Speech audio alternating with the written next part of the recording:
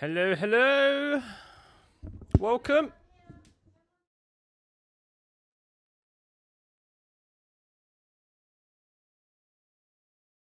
Hope you're good. Hope you're good. Welcome, everyone.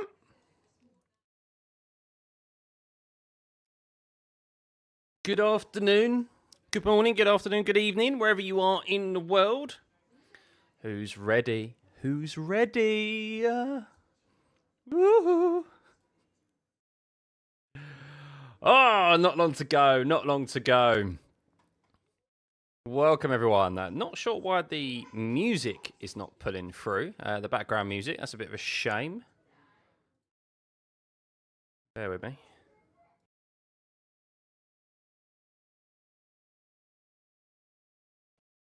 Hello, hello. There we go. I don't know why the music's not pulling through. That's a bit of a shame. But, oh well. We don't need it. We don't need it. But welcome, everyone. Hope you're good. Let me see if this works. Hang on. Does this come through?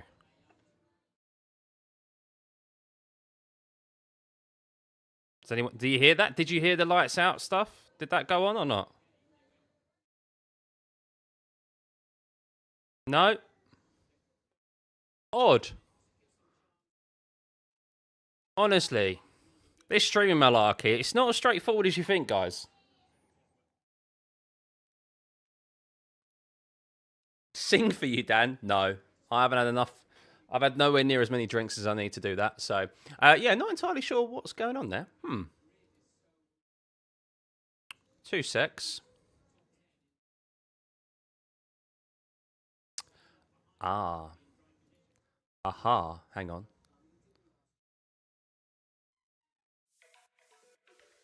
Okay, that's a shame. That's a shame.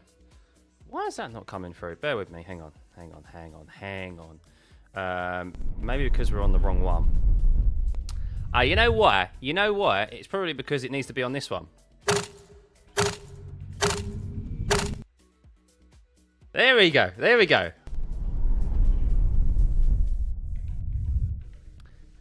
It's not assigned to this scene. It's not assigned to this scene. There we go. We're sorted. We're ready. We're good to go. We're good to go. Yes, there we go. Teething issues. See, that's the problem with YouTube. You can't fix this stuff and know if it works until you actually go live. There's no way, but you can do like previews, like test streams and stuff. So, but anywho, welcome everyone. Hope you're good. Happy Sunday. Hope you're looking forward to this race. Of course, the big news, if you are just tuning in, as you can see from my pinned message, and of course the poll that is currently being run right now, Max Verstappen, as we predicted, would break Parc Fermé regulations. He is starting from the pit lane due to that car being torn apart overnight in the Red Bull garage to try and get it into some suitable position that Max can drive. And he's got a new engine. I do believe it is a new engine. It's not just an engine change to an old engine or an already used engine. This is a brand new engine. So there we go. There we go. Hit live on the Twitch side of OBS. Oh, I think I've missed it. I think I've missed the opportunity to do it. I can't go live there now. Oh, well. But yes, Max Verstappen starting from the pit lane. Why not do it? Why not put in a spicy engine if he can and give you any opportunity that you possibly can here? Because he's going to need it starting from 20th. And with it being predicted, it's going to be dry. So there we go. First race ever, JD. Well, hopefully it's a good one for you. Interlagos is a very interesting track. So I thought the poll referred to him starting from 16th. No, he's starting from the pit lane. Yep, so he's broken Parc Fermé. They needed to.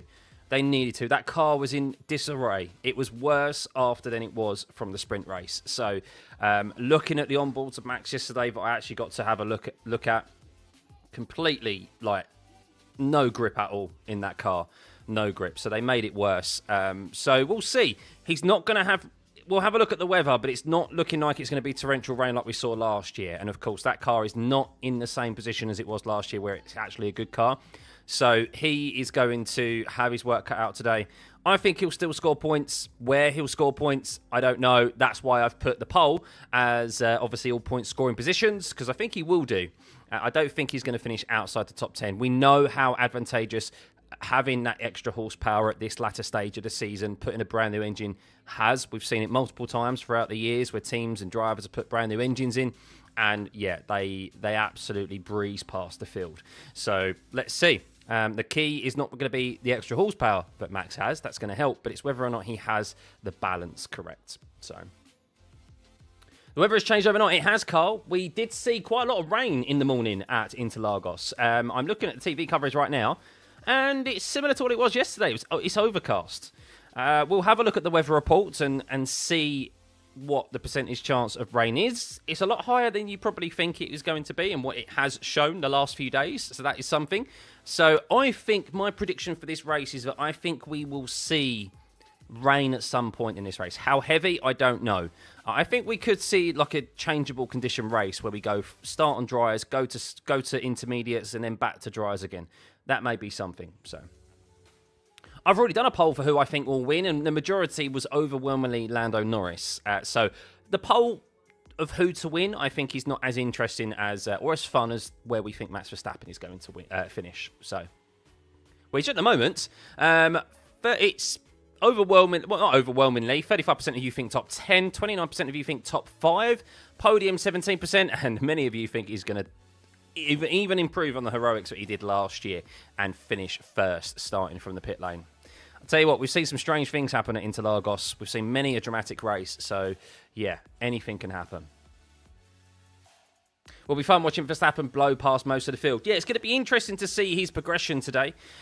Ferrari, Hamilton doesn't look in a good place, does he? So, Hamilton fans, he did say he struggled with the rear tyre temps yesterday. He struggled with the temps straight out of the garage, which is why he was unable to get the performance out of that car in relation to Charles. So, that is just Lewis Hamilton all over in this regulation set. He has not been able to get on top of the tyres, the tyre temperatures required with these Pirelli tyres in this set of regs. That has been a massive weakness of his, and I hope obviously with the tyres changing next season in 2026, he should fare better with them getting slightly smaller as well. So, but yeah, that was a typical Lewis Hamilton qualifying yesterday, where he just wasn't able to manage those tyre temps and get them in the right window. And we've seen here, it's seen throughout all these regulations, if you fail to do a proper and good prep lap and keep those tyres in that right window, then you just lose so much performance, so much grip, and you just got no chance, even if you're in a good car. So why is Verstappen starting from the pits? Because he's broken Parc Ferme, and he has a brand. So there's lots of setup changes to that car, and he's got a new engine in. So accelerate hitting that like button, Doctor. I agree. Hit the like button, guys. Let's see. Can we get this stream to 1,000 likes before the race begins? That'd be amazing. And of course, we are pushing for 64,000 subs today, so that'd be amazing if you could help achieve that as well.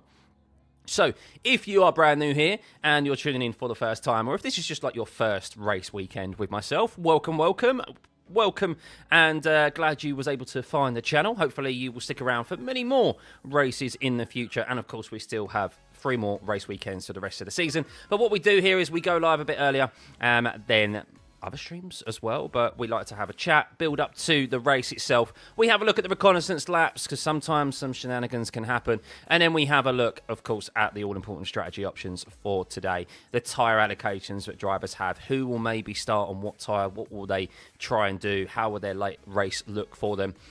And, of course, look at the pit stop lost time that is going to be very, very key here. We've seen many a safety car here in the past. So a cheap pit stop and time on that pit stop can be essential to you gaining positions today and having a difference between having a good race or a bad race. And then, of course, that all-important weather report as well. We need to look at that and to see what is the expectation in relation to rain. I've already given you my brief prediction, but I think we will see some rain at some point. But how strong it will be, I don't know, but we're definitely in for a very good race, I believe. Love this track. Oh, I'm already at 64,000. Sorry, Matt. Yeah, 65,000. Sorry, we're trying to hit 65,000 subscribers. We hit 64 yesterday. Thank you. Yeah, thank you guys. Still, thanks, Sam. Much appreciated. I remember Lewis comeback drive here in 2021. Maybe Max can emulate him. So the only reason I will say that Max would not be able to achieve what he did last year or what Lewis did in 2021 is that his Red Bull is quite clearly not the fastest car here this weekend. Last year, in 2024, that Red Bull was on par with the McLaren. And he was able to, even in those wet conditions, he was able to obviously breeze for the majority of the field. 2021, Lewis's car was the quickest, clearly, evidently, that weekend. So he was able to breeze past the rest of the field. This Red Bull here is quite clearly not the fastest. It is arguably one of the slowest in its recent setup. Like, Sonoda, there was a stat they reeled off yesterday. That's the first time in 20 years that both Red Bulls have gone out in Q1. 20 years, Red Bull. That was like when they first joined.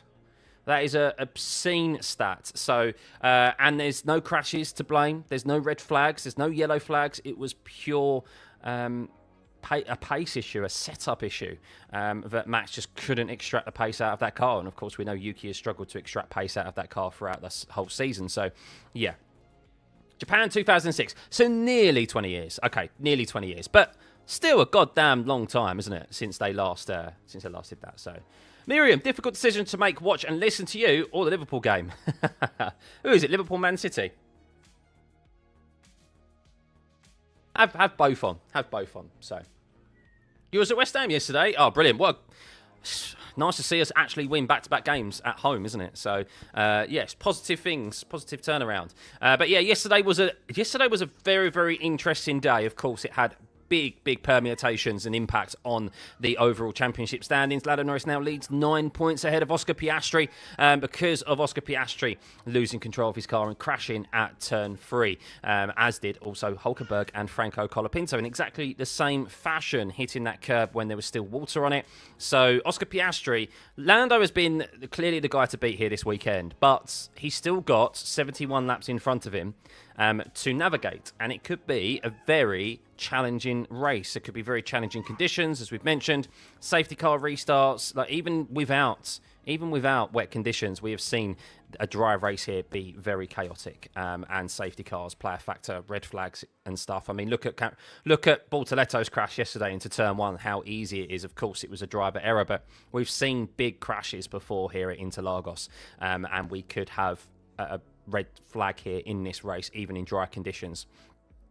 So Lando, if he finishes first though, and Oscar does overtake Charles Leclerc and Antonelli into P2, then that's another 7 points gained for Lando at minimum, and he will be 16 points ahead of Oscar Piastri heading into the last 3 race weekends. So one of those is still a sprint race. It's not over by any means, of course, but it will most definitely put Lando Norris in the driving seat, and the championship is definitely within his control, isn't it?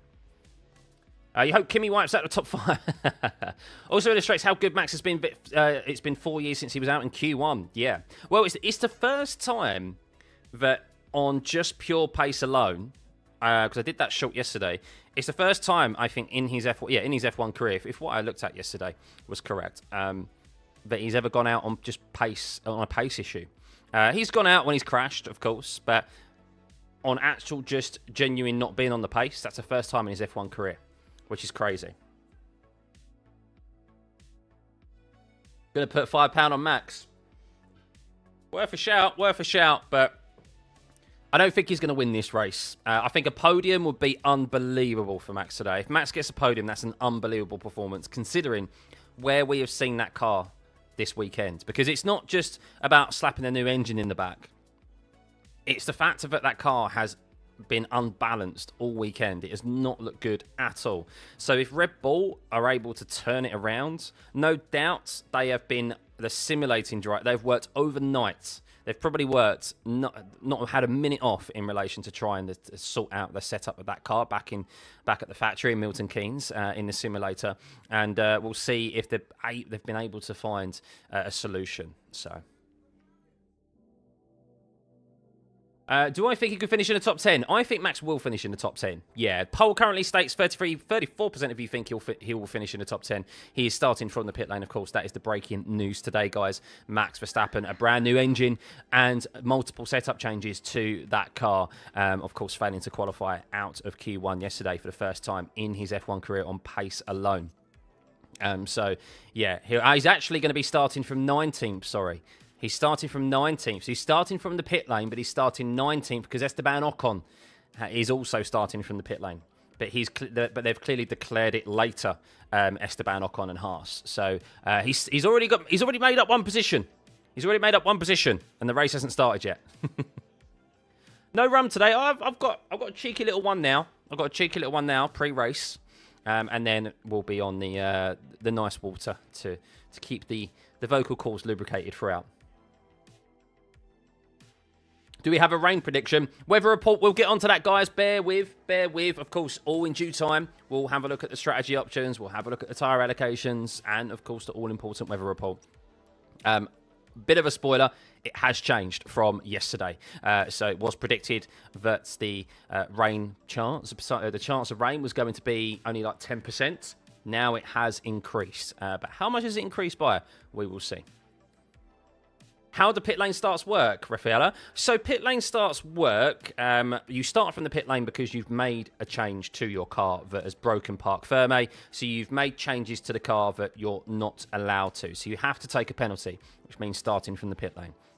What that means is that rather than starting on the grid, you drive to the end of the pit lane and you have to wait until you can't exit the pit lane until every single car has passed you at the end of the pit lane. And then you can join the track. So that is what is the start procedure for a pit lane start. Right, let's go to...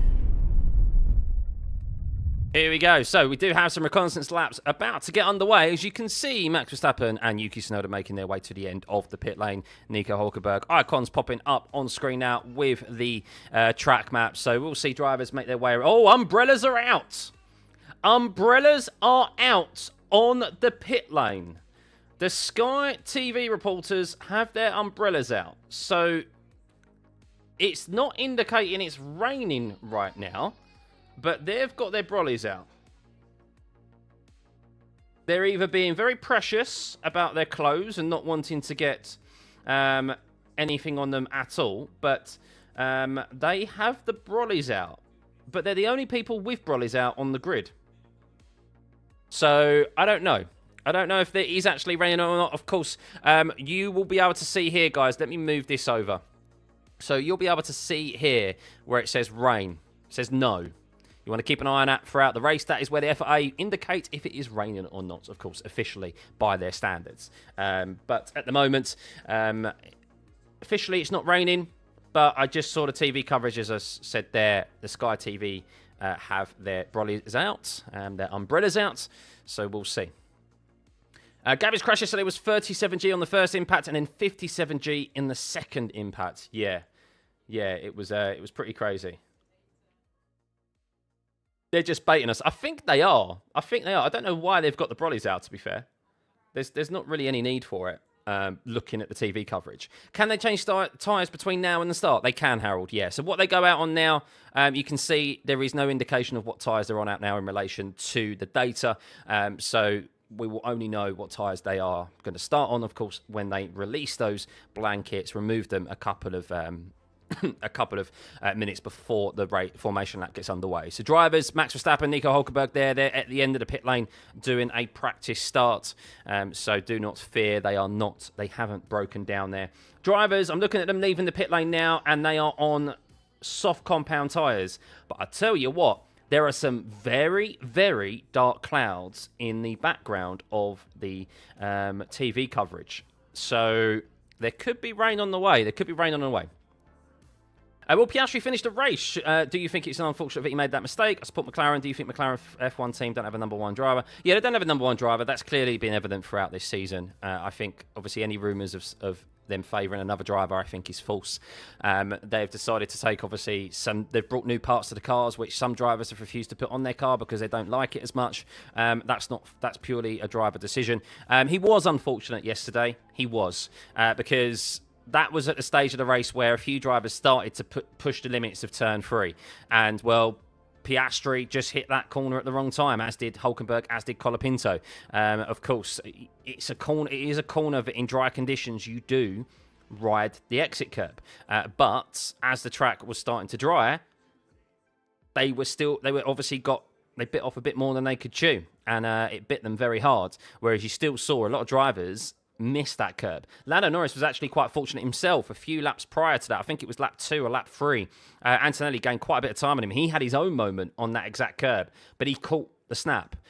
He was okay. And I think it was actually a little bit further up the curb than... He had his moment a little bit further up the curb than what Oscar did. Oscar's was a bit further back, so not the same exact patch that they hit on the curb there, which is maybe why Lando was able to save it compared to Oscar and Hulkenberg and Colapinto. But yeah, unfortunately, it is driver error. Should have stayed off the curbs in hindsight, but it's easy to see why they were pushing on those curbs, because it's just what you do here. A perfect Sunday would be a first corner crash for Max and a win for bottler Norris. Ooh. Well, I don't think Lando's a bottler. If you think Lando's a bottler, what do you think about Piastri? I mean, we are seeing a big bottle job right now from Piastri. I'm just saying. 32 points. 32 points was the gap after Zandvoort. Now he's 9 behind. That is a big, big turnaround, isn't it? Big, big turnaround. So, Oscar fans not going to like that. I know. I don't like really calling too many people bottles. But obviously, there is a lot of similarities right now between himself and his manager, Mark Webber, in relation to how Mark Webber also lost the championship. So... yeah. Yeah, Piastri is a chill dude. Oh, what happened with Lewis Hamilton just there? Lewis Hamilton... Lewis just lock up. Lewis just locked up going into turn 10 on a reconnaissance lap there. So that Ferrari is locking up into turn 10 still. That car is just dog, isn't it? That Ferrari is just dog. But... yeah, so not raining. It's definitely not raining. Track temperature is a lot cooler though than yesterday. 29.5 degrees. So when it rained on the Saturday morning, I think it was before the sprint race, that was what the temperature was. So the cooler temperature does indicate that there is rain in the air. I'm sure people hate Lando the way they do. He's just like Justin Bieber F1. Folks just hate to hate. I agree, yeah. I think he does get a lot of unnecessary hate. It's okay to dislike drivers. But, of course, there is a limit. There is a line. So they have removed their brollies. They have removed their umbrellas on the grid, the Sky presenters. So they were just baiting us. So no rain at the moment, but it definitely does look a lot very overcast over Interlagos right now. In relation to Max Verstappen, if you're just tuning in, the pinned message explains it basically. Max Verstappen is starting from the pit lane. He has broken Part Fermé regulations. He is put a brand new engine in his car. He's got a spicy engine, you believe, in the back of that Red Bull now. But they have dramatically changed the setup of that Red Bull that was performing so poorly yesterday, and they will see how that fares for him. So he'll be starting one position ahead of Esteban Ocon in 19th now, not 20th, because Ocon is also starting from the pit lane, but he declared it after Red Bull did with Verstappen, and he will be starting 19th from the pit lane. So yes, a big race ahead for Max Verstappen. He's 39 points behind Lando Norris at the moment in the championship. I think we can have a look at those championship standings right now. Let's show you guys. So this is the championship standings after yesterday. You can see there, Lando Norris 365 points compared to Piastri's 356, 9-point gap there. And Max Verstappen 326 to Norris's 365. So that is 39 points difference with today, and of course 3 race weekends remaining. So Max is still in it. But if Lando Norris does win today, that will be at minimum another 7 points gained on Verstappen if Verstappen finished second. But of course, it could be a lot more than that with Max starting from the pit lane. Mercedes overtook Ferrari yesterday in the sprint race in the constructors, so 368 points to 362. Red Bull Racing have dropped back a little bit, 17 points behind Mercedes now, but they're probably not too fussed about finishing second in the constructors. They probably much prefer the additional wind tunnel time. So, yes, I'll keep you up to date, of course, on those drivers' standings throughout the session so that you guys are kept up to date on where everyone will sit. This is Multiviewer. Move the race start banner. I'm just keeping it there for the time being. Well, I can move it here because there's nothing really to be made note of at the moment. So, 9 points gap. Lando is looking good from pole again. He is indeed, Milton. So, yeah, as I said, if Piastri finishes second, that's at minimum 7 points that he gains over Piastri. If I think we said yesterday, we worked it out. If Piastri finishes fourth now, as they line up, if Piastri did finish fourth, then that would be a 12-point gain for Norris on Piastri. So that would put him 12. Was it 13-point or 12-point gain? But it would put him over 20 points ahead of Oscar Piastri. Nearly a race win ahead of Oscar with 3 race weekends remaining. So that's a lot. So, yeah. What are my thoughts on Charles saying these little kart things are fast, we need it every race? Did he mean he meant it's faster than the SF25? Clearly the drivers prefer having driving their own little dune buggies or whatever they are. Of course, they did like the monster trucks in Circuit of the Americas. They did the Lego cars earlier this year. They clearly prefer doing that on the drivers' parade, having a little bit of fun before the race, then just being driven around, waving to the fans. So early today, man. Good to see you. What about the title of the race? We'll get there, Ant. Don't worry. We'll get there in just a moment. In just a moment. Am I doing a live stream for Vegas? I am indeed. I am getting up very early in the morning for Vegas. The race starts at 4 a.m. UK time for me with Vegas. And all the practice sessions are like 1 a.m., 3 a.m. So yeah, I'll be around for every session. My sleep pattern for that weekend, my body's not going to like it as much, my body clock. But yeah, we'll be around for everything. How's the podcast? I'm actually not on the podcast now. No, I gave you some false information. I thought I was on the podcast this weekend. A bit of a mishap there. I will be on the Missed Apex podcast in the future. It's been a while since I've been on, so I think it's overdue. You're kind of hoping that Ollie gets another shot at the podium today. Ollie Behrman, he's starting P8. He's starting behind Liam. He's starting alongside Liam Lawson as well, who I saw footage actually from Liam Lawson and Ollie Behrman. Behrman, of course, was not happy at all with Liam Lawson after the sprint race because they made contact on the first lap. However, I think when Ollie Behrman looks at it back, Liam Lawson was totally entitled to be in the position he was on the inside at turn 4, and Ollie gave him no room.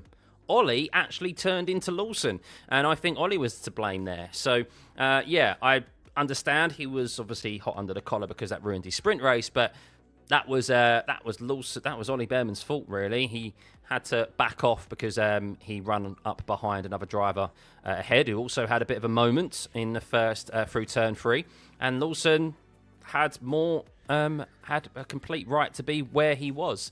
So, right. You feel like Lawson causes a lot of problems? I disagree. I think that's a narrative that is being pushed by other drivers. But I think if you actually look at it, I don't think Lawson is causing problems at all.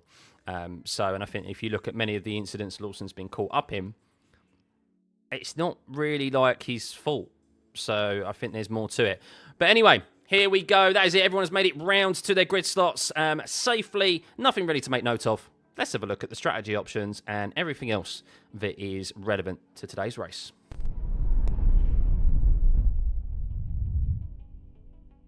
Right, let me bring this up. We are good. We are good to go.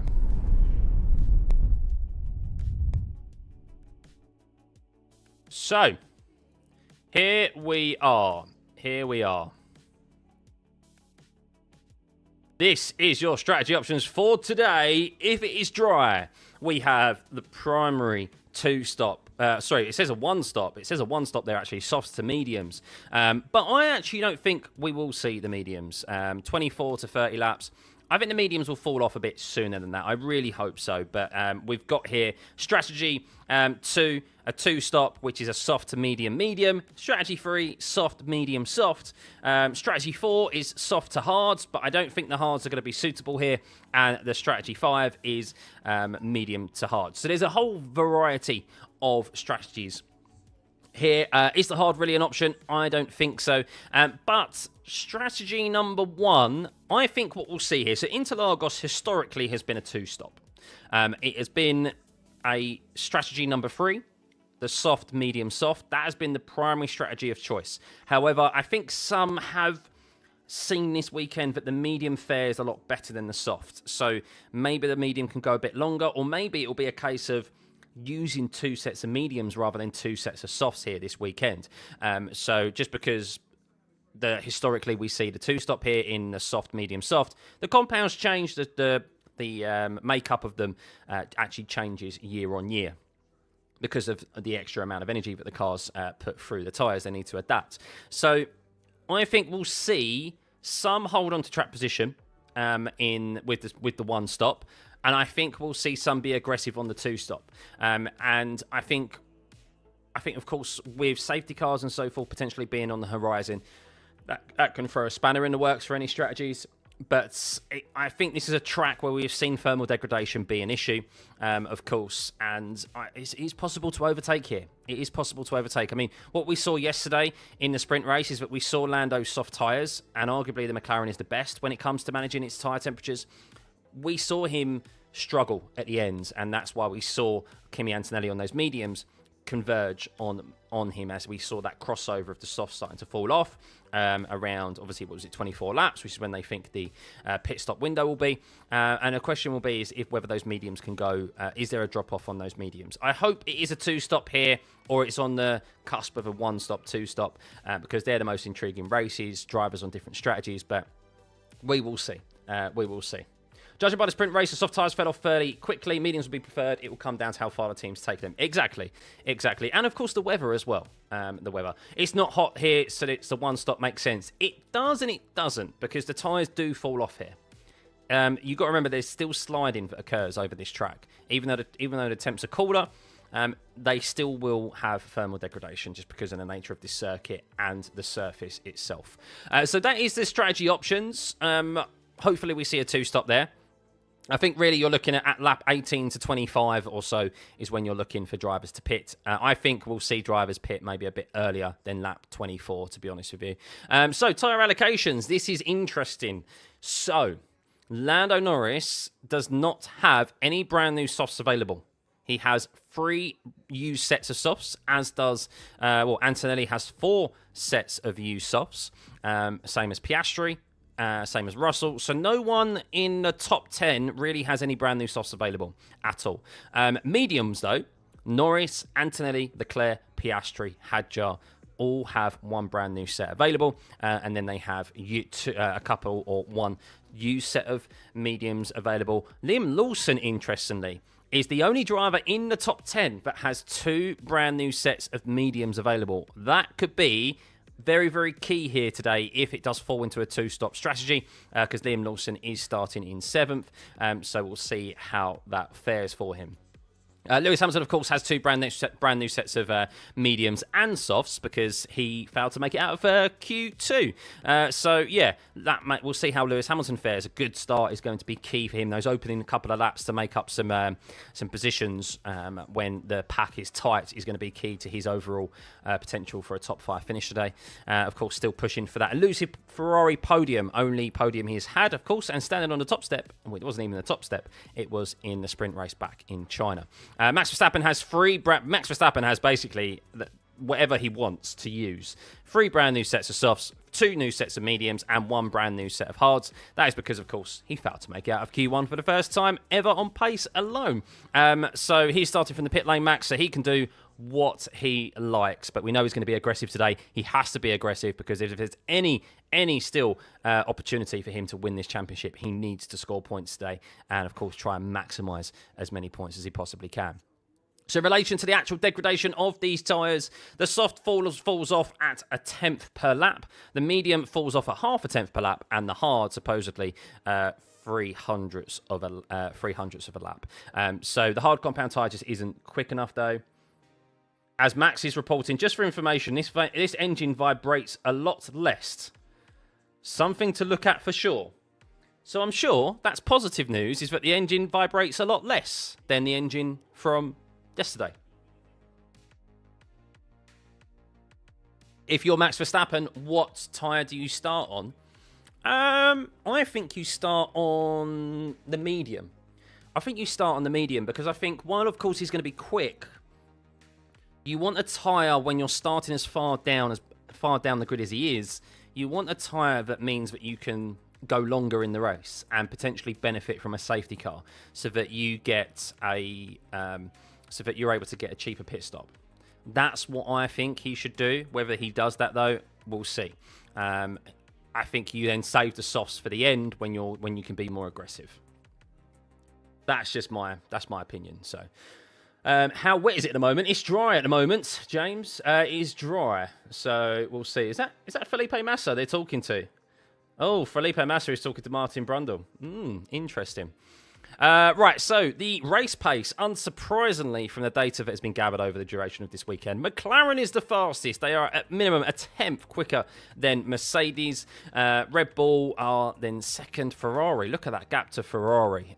Kick Sauber are the slowest. We know in the McLaren, of course, we did see Kimi Antonelli catch up to Lando Norris yesterday in the sprint race, but that was like, because of that red flag, that switched the strategies over. And, of course, Lando was starting on used tyres. He was starting on 7 or 8 lap-old used softs at that time anyway, with the remaining laps in the sprint race. So that's why there was that convergence and why Kimi caught him. So like for like, McLaren is, yes, the quickest car on race pace compared to Mercedes and Red Bull. We know that. Of course, Max has a lot to do. He was running a low downforce setup as well when it came to the sprint race, and he actually was much better than the setup they decided to use in qualifying. So who knows what he's got running on that car today. But here we go. Green flag conditions. Frazen, welcome back to the pit crew. Much appreciated. Green flag conditions. The pit stop lost time here is just under 21 seconds. That is the gaps you are looking for today, guys, when you're checking the intervals. Stationary, 12 seconds. There is a 9-second advantage with pitting under a safety car. And in the last 7 years, coming to Interlagos, we have had an 86% chance of a safety car. I think that's only 1 year that we probably haven't had a safety car here. I'm not going to do the maths off the top of my head, but I'm pretty sure that probably equates to 1 race in the last 7 years that we haven't had a safety car. VSC, 43%, and a red flag, 29%. So, as I said, even in dry conditions, we do see safety cars here. So, yes, going to be very interesting for sure. Woo. Race predictions, Anne. I think Lando will win. I think he will. I don't know. I just think we're going to see some carnage, but I think Lando is going to probably weather the storm. Maybe literally he'll weather the storm, because 40% chance of rain. We don't know if a storm is going to be on its way. Of course, there have been weather warnings around Sao Paulo. But I think we're going to see a safety car. We may see even a couple of safety cars, even in dry conditions, just with drivers going for moves and just the nature of this circuit. So let's have a look at the all-important weather report, shall we? Let's refresh this. This was the BBC, and, well, 35% chance of rain, 40% chance, or 35% coverage of Sao Paulo, 40% coverage of Sao Paulo at 3 o'clock. That's higher than it was yesterday, guys. It was around 10% yesterday. So we've had 7 races, 6 with a safety car, 3 with VSC, and 2 with red flag in the last 7 years. There we go. So, yeah. The weather has increased. Let's have a look at AccuWeather as well and see. I mean, earlier on it was saying 52%. So we'll see if that is upped here via AccuWeather. So it's still the same. And look, orange alert for storms on Sunday. 52% chance still at 2 p.m. 48% in at 3 o'clock. So I think we may see some rain. I think we may see some rain. Who's screaming in the back? Ah, that's my little girl. She's playing in her room. It's not about the chance of rain, it's about the coverage. Yeah, I get it. But still, that's a lot higher than it was yesterday. It was only 10% yesterday. Now it's gone up. So that's quite a dramatic increase. That is still quite a dramatic increase. So, yep, do a rain dance, guys. Get out and do your rain dances now for Max Verstappen. I'm sure the Red Bull mechanics are doing the same out the back. But I think we'll see some. I think we will. There's not an inch of blue sky that I can see in the TV coverage. When you look at the sky on the broadcast, it is either like white clouds or it is very dark clouds. And we know how the weather can really come in quickly when it comes to Interlagos. So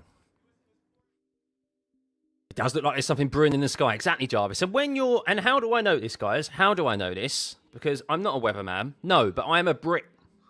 And if there's one thing that we know here in the UK is what is and isn't a rain cloud. And anyone who's been to the UK will know that, of course. And yes, those look like rain clouds in the distance. Will they come over into Lagos? That is the question that needs to be answered. But yes, we can. It's our superpower here in the UK. We know what is and isn't a rain cloud. Max is starting from the pits. Yes, he is indeed. Yes. So, what's my choice for the poll? Where does Max finish? Yes, that is the poll at the moment. Where will Max Verstappen finish? He's starting from the pit lane. Get your votes in, guys. 31% think the top 10. 29% think top 5. 22% of you think he's going to finish first. You have the utmost faith. Podium, 18. I think if he finishes podium, it'd be amazing. It's not going to be first, I don't think, just purely because he's not in the same car as last year, and that car is not at the races compared to the McLaren as it was last year. And, of course, we don't have the rain that we have right now. Top 5, I think it'd be great for him. I think he's going to score points. Just depends how far up he can get. So, use a fan and get those clouds to push southwest. Yeah, so that is it, guys. Really, for strategy corner, it's really open-ended. I think personally, it's going to be on the cusp of a 1-stop to a 2-stop. It is always a 2-stop here, generally speaking. I think those mediums, to try and push those mediums 30 laps around here at full speed, I don't know if you're going to be able to do that. I think you can make up the time. I think the thing is that you can make up. Why we see the 2-stop out there a lot more often is because we do see the time being able to be made up out on track. So, yeah, going to be interesting. You don't think Max will score any points? That's a fair assessment as well. I mean, the key is not really the fact he's got a brand new engine. The key is whether or not they've got that car in a right balance, a much better balance than it has been all weekend. Because that's been the real issue. It's not him being down on horsepower. It's the fact of that he's had no grip. So if he can find the grip, then Max will make up positions.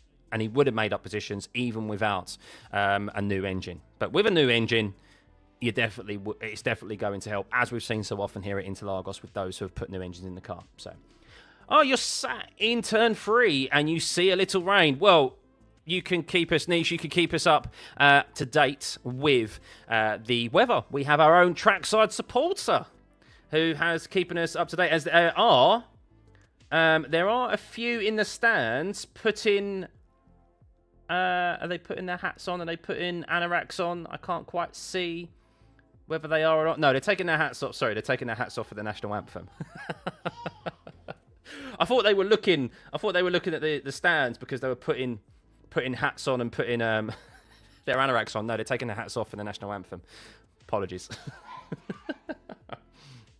Weather is so good in the UK. Just going to take the car for a valet and take the dog for a long walk this morning. You haven't left the house. Yeah.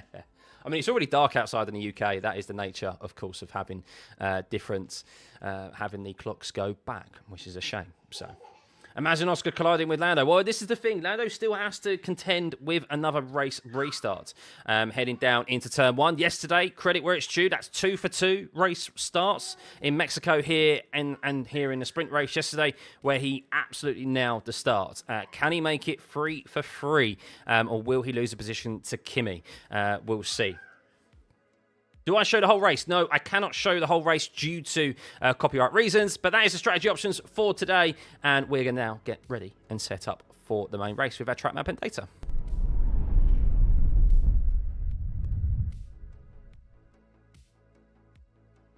I think that's about right there. So, have I ever been to an F1 race, Gabriel? No, still haven't been. I still haven't been. So, yeah, one day I'll go. One day. You're a hardcore Max fan, but I don't think Max will be able to push today.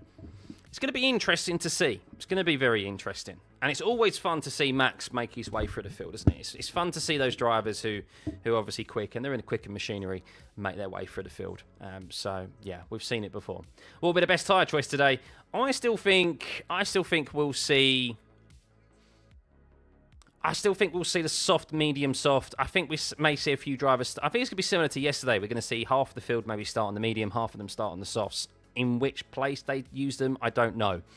Will Lando use the soft at the start, or will he use the medium? It's going to be interesting.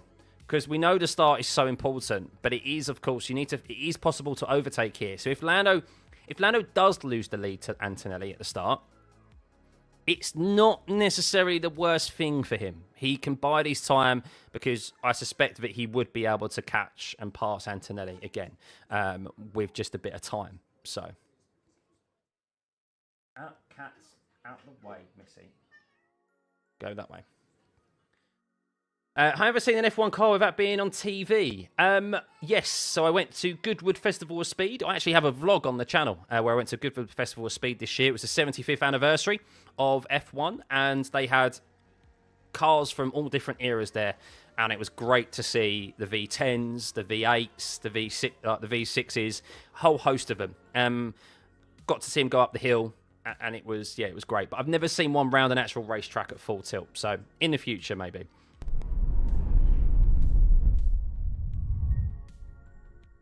If you start the funding in my first live race.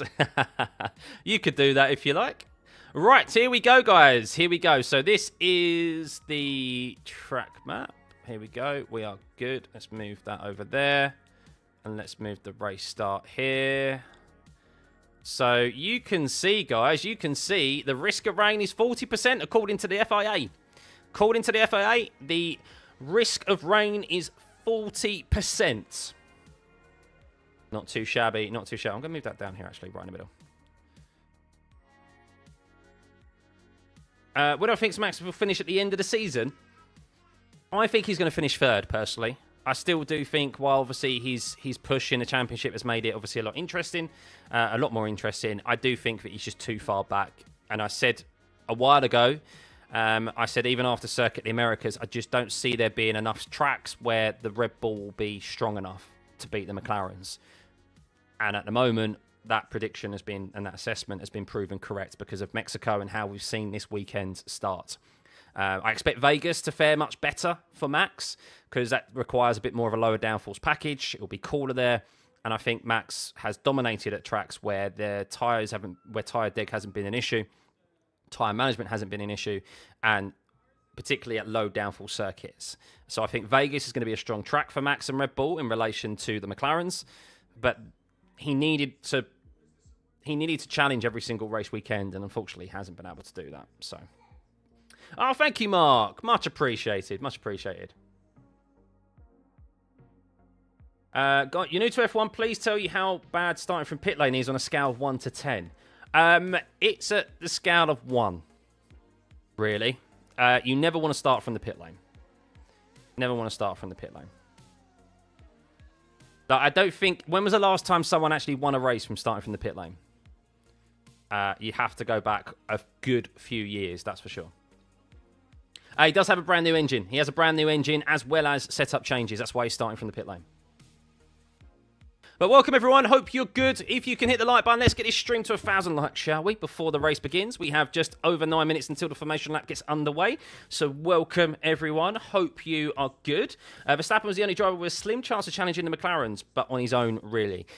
Yeah, it is, yeah. But also, we needed that Red Bull to be in a position where it was in a performance window where it was going to compete with the McLarens every race weekend, and it just hasn't been, so...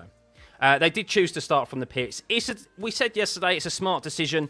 If you're in 16th, what do you gain by starting 16th when your car is undrivable anyway? You're not going to be able to make up the advantage that you can by changing everything on that car, changing the setup, finding the right balance, sticking a new engine in it. You're going to gain more starting from the pit lane than you will starting from 16th with an undrivable car. The Constructors' Championship is hotting up for second. It is indeed. Yeah, only a few points. I think it's 4 points we saw. 6 points separating Ferrari and Mercedes at the moment. It is in the championship. Mercedes overtook Ferrari yesterday after the sprint race results, with Kimi finishing second. At least you avoid all the chaos in turn one. You do, because you get to join down in the exit of turn 3. So in the sim, it's a bit of a cheat code, to be fair, starting from the pit lane, because so often when you're racing online games, whether it be iRacing, F1 game, starting from the pit lane is a smart decision because so many crash at turn 1 and in turn 2 and even turn 3. And of course, the pit lane here, you join after that section of corners. So if there is any big incidents, then yes, you avoid that. You avoid getting caught up in it. But in F1, we don't see too many incidents down there anymore into the first couple of corners. That's not to say we won't see that at the start today, though. There's always a possibility. You really wish it was chaos at turn 1. It may be. There may be. So starting from the pits at Interlagos in iRacing gives you an advantage. It does, Andy. We know, don't we? We know. There's many circuits like that. But welcome, everyone. For those of you tuning in, welcome, welcome. It's going to be an interesting race ahead of us. Let's see.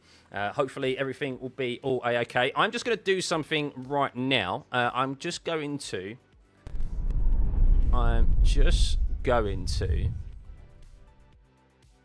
change the server that I'm on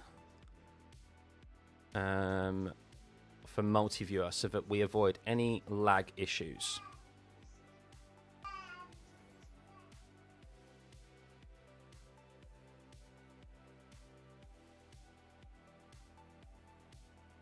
Because that way we know that everything will be in sync, because it's at this time of the evening where of course a lot more people are starting to use the data.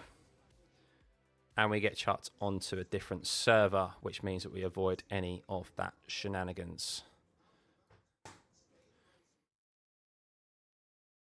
So bear with me.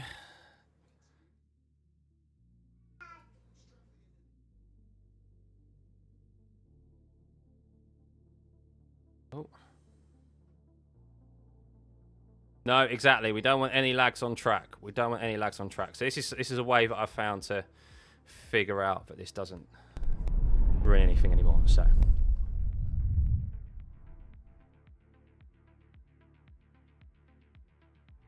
go. Just need to bring that down slightly. There we go. And that down. Oh. No, hang on.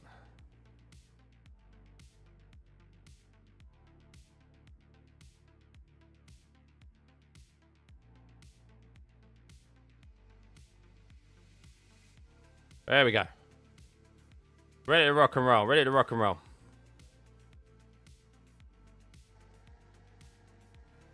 Not long to go. Not long to go.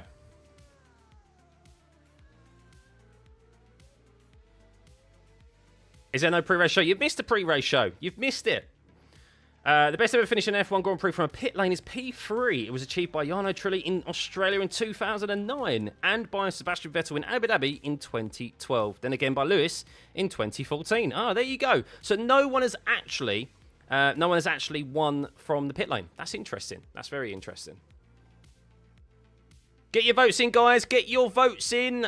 Where do you think Max Verstappen will finish? It's neck and neck between the top 5 and the top 10. Many of you are very positive about him finishing first. Very interesting there. Did Ocon do any changes? That's why he's starting in the pit lane. It does seem that way. Yeah, I haven't got confirmation of what those differences are, but yeah, it's not really relative, is it? To be honest with you, he started. Oh, here we go. Some tyre blankets are already being thrown off there. This is early. Tyre blankets, and here we go. There's a few drivers starting on the hards, including Max Verstappen. So we are seeing the hard compound tyre used. Max Verstappen is going long in this race. Here we go. So Lando Norris is going to be starting on the mediums. Kimi Antonelli will be starting second on the softs. Leclerc on the mediums. Piastri on the mediums. Hadjar is 5th. Russell is 6th with the mediums. Lawson, Behrman and Gasly are on softs. Hulkenberg is on mediums. We're seeing a few more drivers at the bottom of the field here on the hards. So they think the hards is a viable thing. So did Schumacher ever start from the pit lane? I'm sure he did, but probably not as good of a result as we've seen from the past. So, but the hard, there we go. So the hard compound tyre for Max Verstappen, he is going to go. I said the choice would be to start on the mediums to go long in the race and hold out for a safety car. But clearly they think it could be a one-stop for Max, and the one-stop is a better opportunity for him.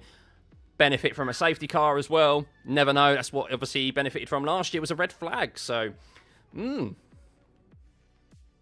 Your max fame at P1. We'll see, we'll see. So I'm going to end the poll. I'm going to end the poll there. Here we go. So many of you think that... Most of you think he's going to finish in the top 10. That's my prediction. Top 5, 28%. First, 23%. And podium, 19%. Another 3,000 votes in there. So very interesting. So here we go, guys. Little quick toilet break for myself. I hope you guys do the same as well, because it could be a long one today. Get your beverages in. Get your snacks in, because... we are just under 3 minutes away from the formation lap here at the Brazilian Grand Prix getting underway.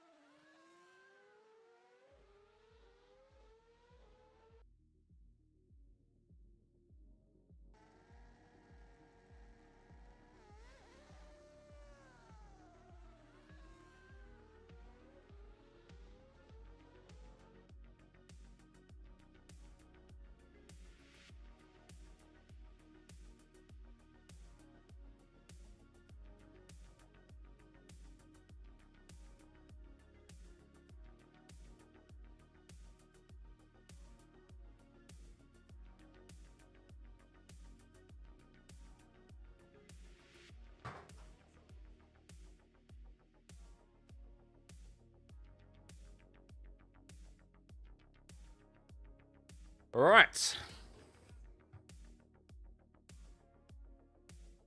1 minute 30. 1 minute 30, everyone. 1 minute 30.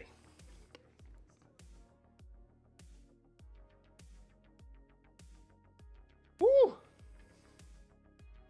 Everyone excited? Because I am. 20, just over 20 seconds, Peter. Just over 20 seconds for the pit stop lost time.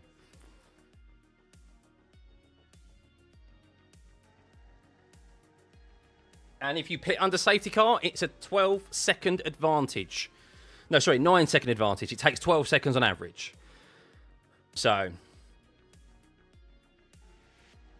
Right, here we are, guys. Here we are. There'll be no ads, don't worry. Ads are all turned off. Ads are all turned off. So, apologies if you did get one. But I've made sure they're all off, don't worry. Right, here we go. Here we go. Just over 30 seconds till the formation lap gets underway. Of course, we'll be keeping a keen eye on the weather as well. We do have listeners trackside who will be able to keep us up to date on whether or not it is raining. It is a 40% chance of rain if you have missed it. We checked the weather as well. It has increased. There has been rain in the morning here at Interlagos. And well, if the race was held a good few hours earlier, it would be a wet weather start. But it's not the case right now. But it doesn't mean that there can't be rain in the future here at the circuit. Thank you for everyone tuning in, by the way. If you could hit the like button, it'd be much appreciated. Let's get this stream to 1,000 likes before they start and line up on the grid, shall we? As the formation lap will be getting underway any second now. Is the data going to get underway? Are they going to actually move? There we go. They are actually moving. Took a little while for them to get going, didn't it? There we go. So. Let's have a rundown of your starting grid for today, shall we? After everyone has now taken penalties and we know who is starting from the pit lane. It is Lando Norris on pole position. He is starting on a brand new set of mediums. It is the same front row as yesterday in the sprint race with Antonelli lining up alongside him. Can Antonelli this time get a decent getaway? Unlike he did in the sprint race, he'll be starting on the softs, trying to utilise that additional grip with those soft compound tyres to get ahead of Lando Norris. Charles Leclerc starting on a brand new set of mediums. He is in P3 with Oscar Piastri in P4. 9 points behind his championship rival and leader now, Lando Norris. He needs a good race today. Can he challenge his own teammate, who has been very, very impressive here this weekend thus far. Isaac Hadjar starts P5, a great qualifying from him with George Russell in P6. He starts on the mediums. Liam Lawson is in P7 with Ollie Behrman in P8. They've already tangled this weekend at the start of the sprint race yesterday. Will they do so again today? Pierre Gasly is in P9. He's doing wonderful things in that Alpine, something that he shouldn't be doing, and he is starting in P9. Nico Hülkenberg is in P10. Good qualifying from him with Fernando Alonso in P11. He is on the hard compound tyre. He may be susceptible to a few position losses at the start, but he's going to go very long in this race. Alex Albon is in P12 with Lewis Hamilton in P13. He's looking to gain extra positions at the start as he is on a brand new set of softs. How will he fare in that struggling Ferrari? Lance Stroll is in P14. He's on the hard, so both Aston Martins going long in this race. He is in P14, and no gravel trip for Lance Stroll this year on the formation lap. So he's already done better than last season. Carlos Sainz is in P15. He starts on the softs. Franco Colapinto is on the mediums in 16th. Tsunoda is in P17 on the hard compound tyre. Gabriel Bortoleto is racing today. He failed to make qualifying yesterday, but he starts P18 on the soft compound tyre at his home circuit, so that's good to see. Max Verstappen is the breaking news today. He is starting from the pit lane, unable to make out of Q1 yesterday due to a terrible balance of the car. And, well, he has a brand new engine in that car. He is going to go very long in this race on the hard compound tyre, starting from the pit lane. How will that fare for him? Of course, he needs a good result today in the points to be able to keep his championship hopes alive. Currently 39 points behind Lando. And Esteban Ocon is the final driver to start from the pit lane. He also made changes to his setup. So here we go, guys. Just a few moments away from this race getting underway. Deep breaths, deep breaths. Whew. Right, here we go. Here we go. Max Verstappen and Esteban Ocon make their way through the pit lane. As you can see, they will not be able to exit the pit lane until everyone makes their way past. And, well, Gabriel Bortoleto lines up at the back.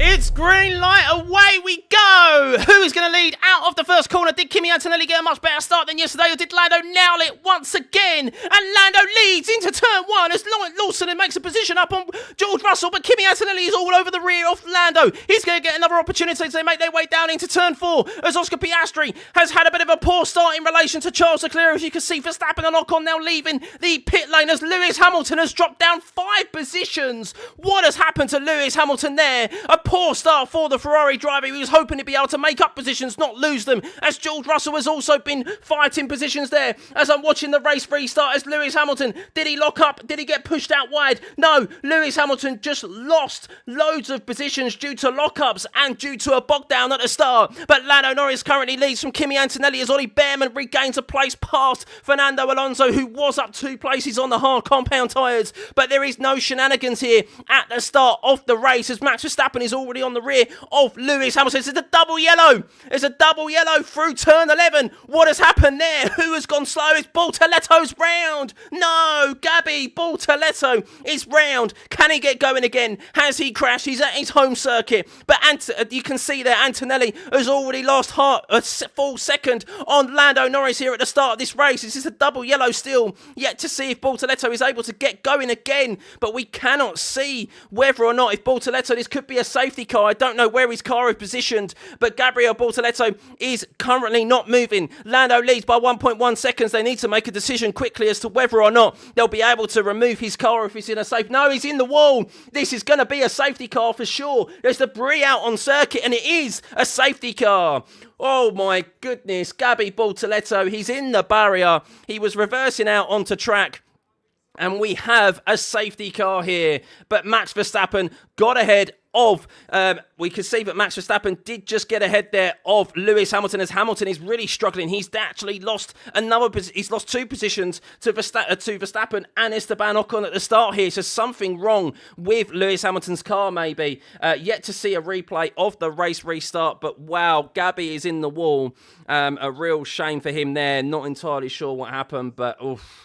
Deary me. Yet to see a replay as Lewis Hamilton has lost. Lewis has lost his front wing. Lewis has lost his front wing.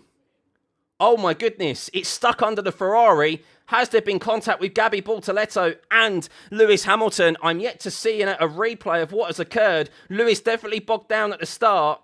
Gabriel Bortoleto's family, they've just panned to his mum, bless her, and she's got her head in her hands. But watching the race restart here, so what happened with Lewis Hamilton? What happened with the race start? And Lando absolutely nailed his start once again. I can't complain with that.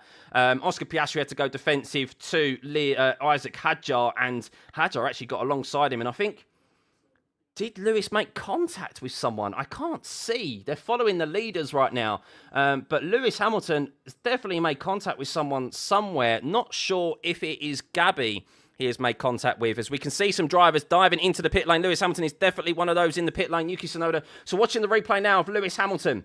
He actually made an okay start. And oh, he gets tagged. Oh, that's why he lost so many positions. Yuki Tsunoda just hits into the side of Lewis Hamilton. So Lewis, for no fault of his own, was holding his line on the outside, and Yuki just goes straight into the side of him. So that's all on Yuki. And Gabby, big driver error for Gabby, just held it round the outside into the entry of turn 10. Was that... Oh, I tell you what, I think Lance Stroll may have forced Gabby off there. Or should Gabby have backed out? It was a tough one to see, but yeah, Gabby got onto the grass. Oh, and Lewis loses front wing. He loses his front wing by making contact with the rear of Franco Colapinto as he's slipstreaming him. Was that Lewis's fault, or was that that was Lewis not happy? Was that Gasly or was it Colapinto? He wasn't happy there, was he, Lewis? He wasn't happy at all. Lee seems to be that there was a big... Was it Lewis's fault? Let's just have a look again. Hang on.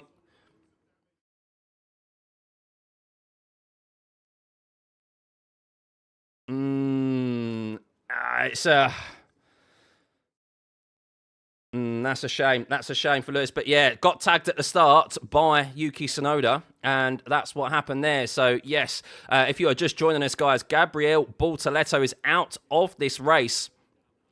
He crashed he crashed yesterday, and he's crashed here. He went for a move around the outside of Lance Stroll, and it does look like that Stroll did squeeze him a bit, but Gabby was not anywhere near far enough alongside to be warranted room there. It's a risky one for Lance Stroll, but Gabby trying to go round the outside there. He probably should have known a bit better and backed off. But Lewis Hamilton is now onto a set of hard compound tyres. He is at the back there. You can see after making contact with Franco Colapinto, it seemed to be that Colapinto covered off the inside just as Lewis Hamilton also went to the inside as well. I think it's a tricky one. I think it's just timely there that they both when they collided, it's just they moved at the same time. But yeah, definitely one thing is for sure that Lewis Hamilton lost his front wing. And what was that replay of the pit lane incident? No pit lane incident. They're just replacing the front wing there. So yeah. Why did Yuki switch to mediums? Yuki switched to mediums because he evidently wanted to change tyres. He started on the hard compound tyre. I think he might have actually got some damage. He might have got some front wing damage, Yuki. I'm not entirely sure. He made contact with Lewis Hamilton at the start and just drove into the side of him. So I haven't seen an image yet of his actual front wing to see if that is the case, or of his pit stop, but I presume he would only be pitting there off the hard compound tyre because of that. Oh, actually, it wasn't Yuki. It was Carlos Sainz. Carlos Sainz went into... Carlos Sainz. I've got the cars mixed up there. It wasn't Yuki. I'll take it back from Yuki. But did Yuki pick up damage because of it? We've got green flag. We've got green sector there, so... I'm not sure if Yuki picked up some damage, maybe? Or maybe they saw that he actually had a slow puncture. But interesting that Yuki has made a pit stop. We are back, and it looks like the track may be safety car may be coming in very shortly as Lando is getting about to get this race back underway. I presume there's no indication that safety car will be in this lap yet, but we will see. When's the race start? It started. It's absolutely started. As actually, I was watching Pierre Gasly, and on board of Pierre Gasly, try and get round the outside of George Russell. He actually did get part. No, he went side by side with George Russell as he was on the soft compound tyre. So George Russell is also another driver who has not been happy with his car here this weekend. Oh, hope you are well, guys. Hope everyone is well. Hope everyone is well. This race is about to get back underway very, very shortly. If you're just tuning in, Gabriel Bortoleto is out of this race again, unfortunately for him. Lewis Hamilton did collect and ran into the back of Franco Colapinto on the start-finish straight, which meant he lost his front wing. So he is now down in 19th place. Max Verstappen is up 3 places already after starting from the pit lane. He is back to where he started. A safety car is in this lap. Safety car is in this lap. We are about to get racing again very, very soon. Lando Norris. This is the 7th out of 8 years now that we have seen a safety car at Interlagos. Even though it's not raining, it doesn't mean that there won't be carnage. No doubt Lando Norris is going to wait till the very last minute here to the safety car line before he goes again. The last thing that he wants to do is give a big slipstream to those behind him as we watch, as there's damage confirmed on the floor, as the Hamilton has confirmed he's lost a lot of downforce and the rears are not stable. So Lewis Hamilton has a very, very long race ahead of him. 67 laps remaining here. We only got 1 lap of racing before we saw the safety car pulled out from a crash from Gabriel Bortoleto, as we are about to get going again, as there is a slight delay in the track map there, but Lando goes. He hits his foot to the accelerator, to the floor, and Antonelli needs to go defensive here as Charles Leclerc is looking for a move on Kimi Antonelli, and it looks like he's got ahead of him down into turn 1. They're side by side again, but Charles Leclerc is now falling back through the field. Has he had to take avoiding action there, or is that just a delay with the track map? No, Charles Leclerc is falling to the back of the field here, as Charles has damage now on this race restart, and this day has gone from bad to worse for Ferrari, as Lewis Hamilton has had contact, and now Charles Leclerc has, and we could be seeing a set. Oh my goodness, is Kimi Antonelli oh my god, Piastri was up the inside. Charles Leclerc has no wheel on his front left. Sparks are flying, and Oscar Piastri sent it down the inside, made contact with Kimi, which forced him into Charles Leclerc, and Lance Stroll is off now. So, wow, will that be a penalty for Oscar Piastri? He's up in P2, but Charles Leclerc is off. There is definitely, I imagine, another safety car here. They're still yet to call it, whereas Charles been able to pull off his car. But Oscar Piastri sent it down the inside. An aggressive move from the McLaren driver is what he needed, but it forced Kimi into a snap and into the side of Charles Leclerc, who was on the outside and was a complete victim. There is a yellow flag still through turn 4, but it does seem that maybe Charles Leclerc has been able to get his car out of the way. No, it's a VSC deployed. It's a VSC deployed. Oh my goodness. F125 lobby. My. Deary me. Deary me. Wow. Piastri enrolled himself into the Max Verstappen online lunging school. I'm yet to see a replay of it. But, wow. Can I solve the lag? Yeah, I'm going to do this quickly, guys. While there is a VSC, we are just going to do this. Clearly, there is an issue here. Where is it? Settings. I'm going to just restart the app. This is the trick that we do. And it sorts it out. It assigns us to a different server. And we should be good to go again. Here we go. Oh, we are back. We are in time. It should be good. Here we go. So, Lance Stroll went round there as well. So, not entirely sure what happened with Lance Stroll. But, my goodness. My goodness. What a start to this race. We've only had like one lap of racing at the moment. Unbelievable.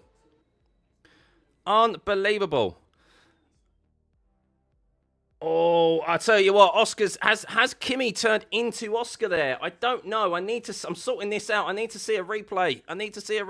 Come on. I need to see a replay. So watching the replay. Oh, I don't know how the stewards are going to look at that because they're 3 wide. Oh, Piastri locked up on the inside, and I wonder if they're going to give Piastri a penalty there. Piastri says he was left no space because he locked, and I think Piastri might get away with it. Piastri locked up.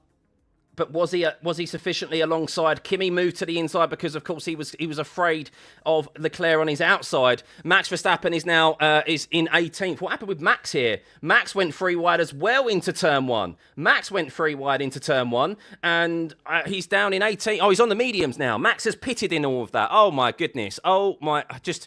So much occurring here at the start of this race, guys. So much occurring. Let's get the championship predictions up so that we can keep an eye on those Where's those championship predictions? I want to keep an eye on those for you all. But there we go. We should have no further lag now. We should have no further lag. But Max is on the mediums now. So clearly the hards are not a good tyre. He's onto the mediums. Virtual safety car is about to come to an end. So...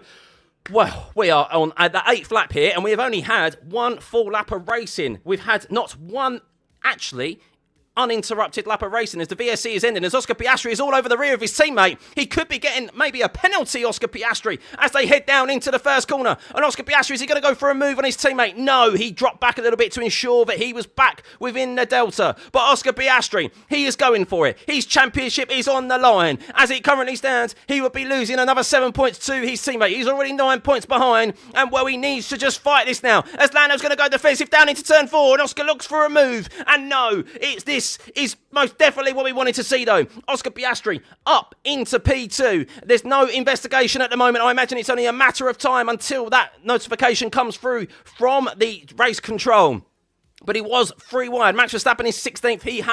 He's now onto the medium compound tyre after starting from the pit lane, but we have had not one single lap of uninterrupted racing yet. We'll see if that will be the case. Lance Stroll also spun earlier on as well. I'm not sure where he spun. He is still on the hard compound tyre. Ocon has pitted as well. You can see there at the very back. We have lost, though, Charles Leclerc, and we have lost Gabriel Bortoleto. The Ferrari drivers have both made contact here, but Charles Leclerc was a complete victim and passenger in that whole incident there, as he was on the outside and left plenty of room. It was the contact between Piastri and Antonelli, as Antonelli will be on the radio, no doubt, claiming where is the penalty for Oscar Piastri, because he will feel hard done by, and there's an incident involving Tsunoda and Stroll there for causing a collision. So that is where that incident occurred for Stroll, going round there in turn 9 it was earlier on, after the incident with Charles Leclerc. But Lando Norris leads 1 second ahead of Oscar Piastri, of Antonelli at 1.5 seconds back. Isaac Hadjar is in P4 right now. In all of this shenanigans, Oscar Piastri is P4, George Russell is P5, with Lawson in 6th and Behrman in 7th, with DRS now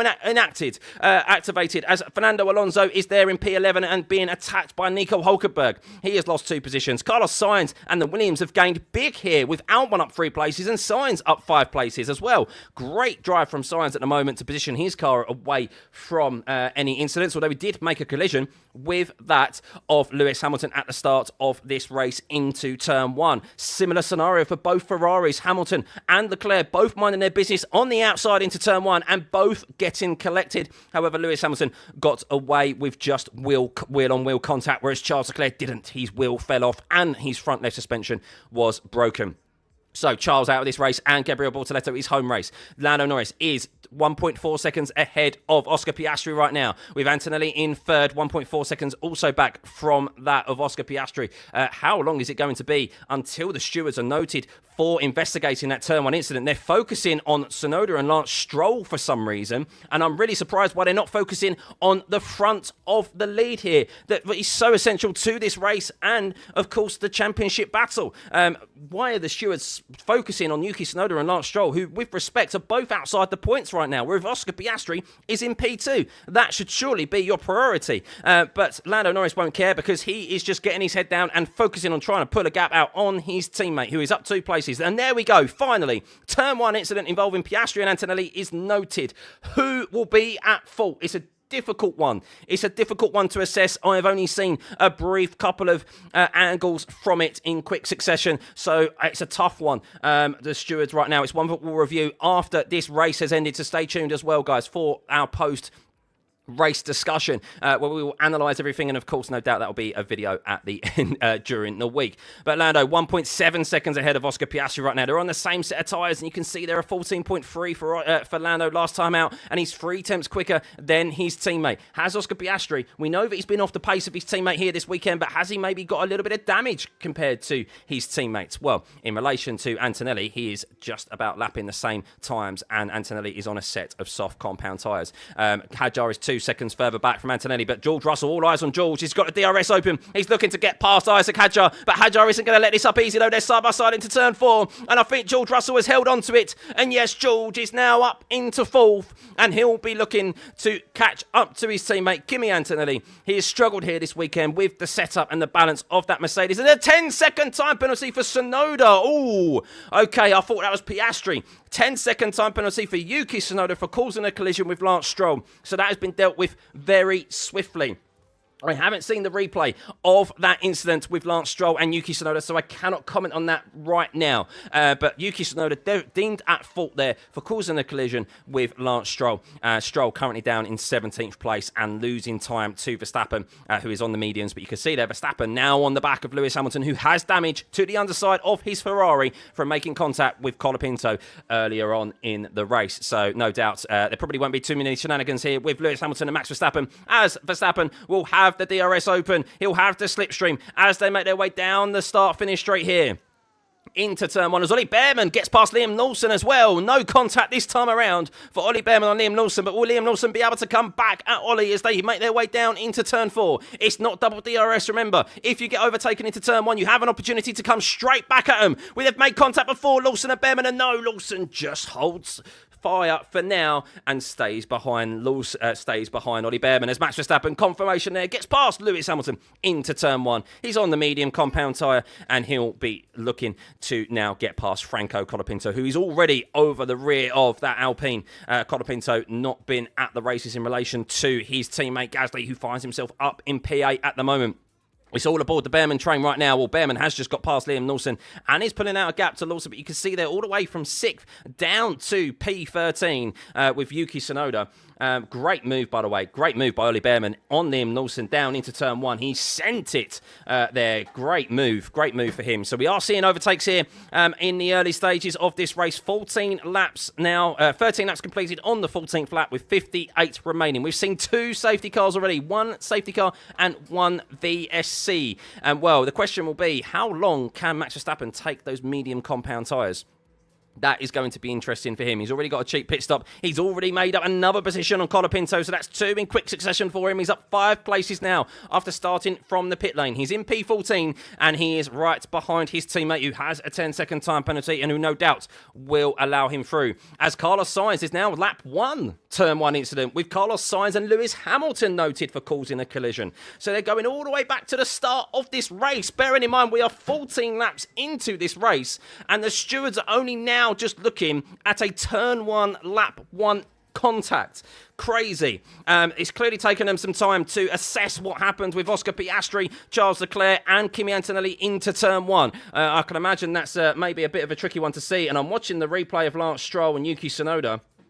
And yeah, it does look like that Yuki was at fault there for turning Lance Stroll around. Pretty slam dunk penalty. But update now as Lando is crossing the line for the 14th time here in this Brazilian Grand Prix. He leads by 2.3 seconds from his teammate Oscar Piastri, who is under investigation for causing a collision on Kimi Antonelli, which found himself gaining 2 positions and inadvertently taking out Charles Leclerc from this race, hitting P2.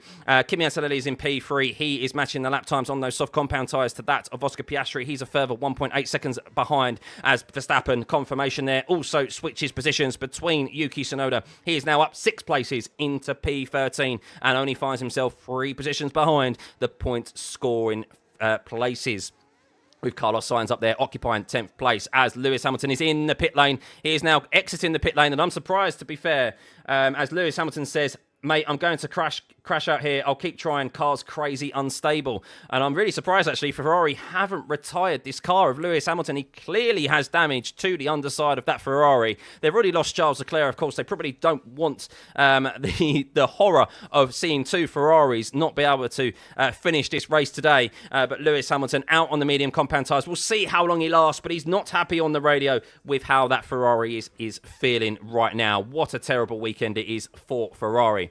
Lando Norris now 2.7 seconds. He's half a second. He's half a second up on Oscar Piastri per lap right now. 4 tenths, nearly half a second. That is crazy pace that Norris has over his teammate and the next best car. Turn 15 incident involving Hamilton and Colapinto has been noted for causing a collision as well. Turn 1 incident under investigation. Oh, they just reconfirmed the Piastri and Antonelli incident into Turn 1. We are still awaiting a resolution to that incident. So we will see. Kimi Antonelli is faring quite nicely, though. He's holding off his teammate at the moment. George Russell is on the mediums. He's 2.6 seconds back, and this is probably the stage of the race now where they're just thinking about maybe the long game. But Lando Norris definitely has the pace over the rest of the field. You can see the next other McLaren, non-McLaren car is Kimi Antonelli, who's on the softs. And there's a 10-second time penalty for Oscar Piastri for causing a collision. Oscar Piastri, who is in second place, who is 9 points behind his teammate in the Drivers' Championship, has a 10-second time penalty for causing a collision into Turn 1. It was an audacious attempt for Piastri. It's a move that you felt he had to take, but it has not paid off for him, and he now has 10 seconds to contend with. That almost certainly means he will not be winning this race today, but could he finish P2 still in that McLaren? Right now, he, with a 10-second time penalty, would come out. If the race, of course, there's still pit stops to make, but he would come out behind that of George Russell. Of course, he would have to take that 10-second time penalty at the next pit stop, which he is still yet to make. So Oscar Piastri has it all to do here in this race, and what looks like maybe was going to be a different result for him definitely looks tough right now, but we'll keep an eye out on how McLaren deal with that 10-second time penalty and how Oscar deals with it as well. That's definitely one that we will review at the end of this race to see whether that was the correct decision or not. Lots happened in that whole sequence of events there, and we need to see it from different angles.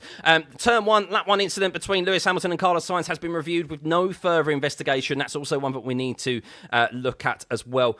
Two Ferraris, both on the outside, heading into Turn 1, and both were just victims, passengers in both of those incidents, but it seems that Sainz has got away without anything there. Update on Max Verstappen. Last time around, he gained a position on Nico Hülkenberg. He's now up into P12. So Max Verstappen is gaining on average a position per lap, and he now has Fernando Alonso in his sights as well. Could it maybe be a double overtake for Max Verstappen here? We saw Fernando Alonso, the driver he's overtaking right now, do something similar in 2012, and well, it is going to be, because we see Carlos Sainz has dived into the pit lane, and Max Verstappen heads down into Turn 1. He has just gained a few extra positions there, and he is now into P9 with some early pit stops here from Ollie Behrman and Carlos Sainz off of the soft compound tyre. We expected, as per the Pirelli graphic, that if it was a one-stop, they would be pitting around the lap 25 mark, 24 mark, and it seems that maybe it is actually a two-stop race here today with them on the soft compound tyre pitting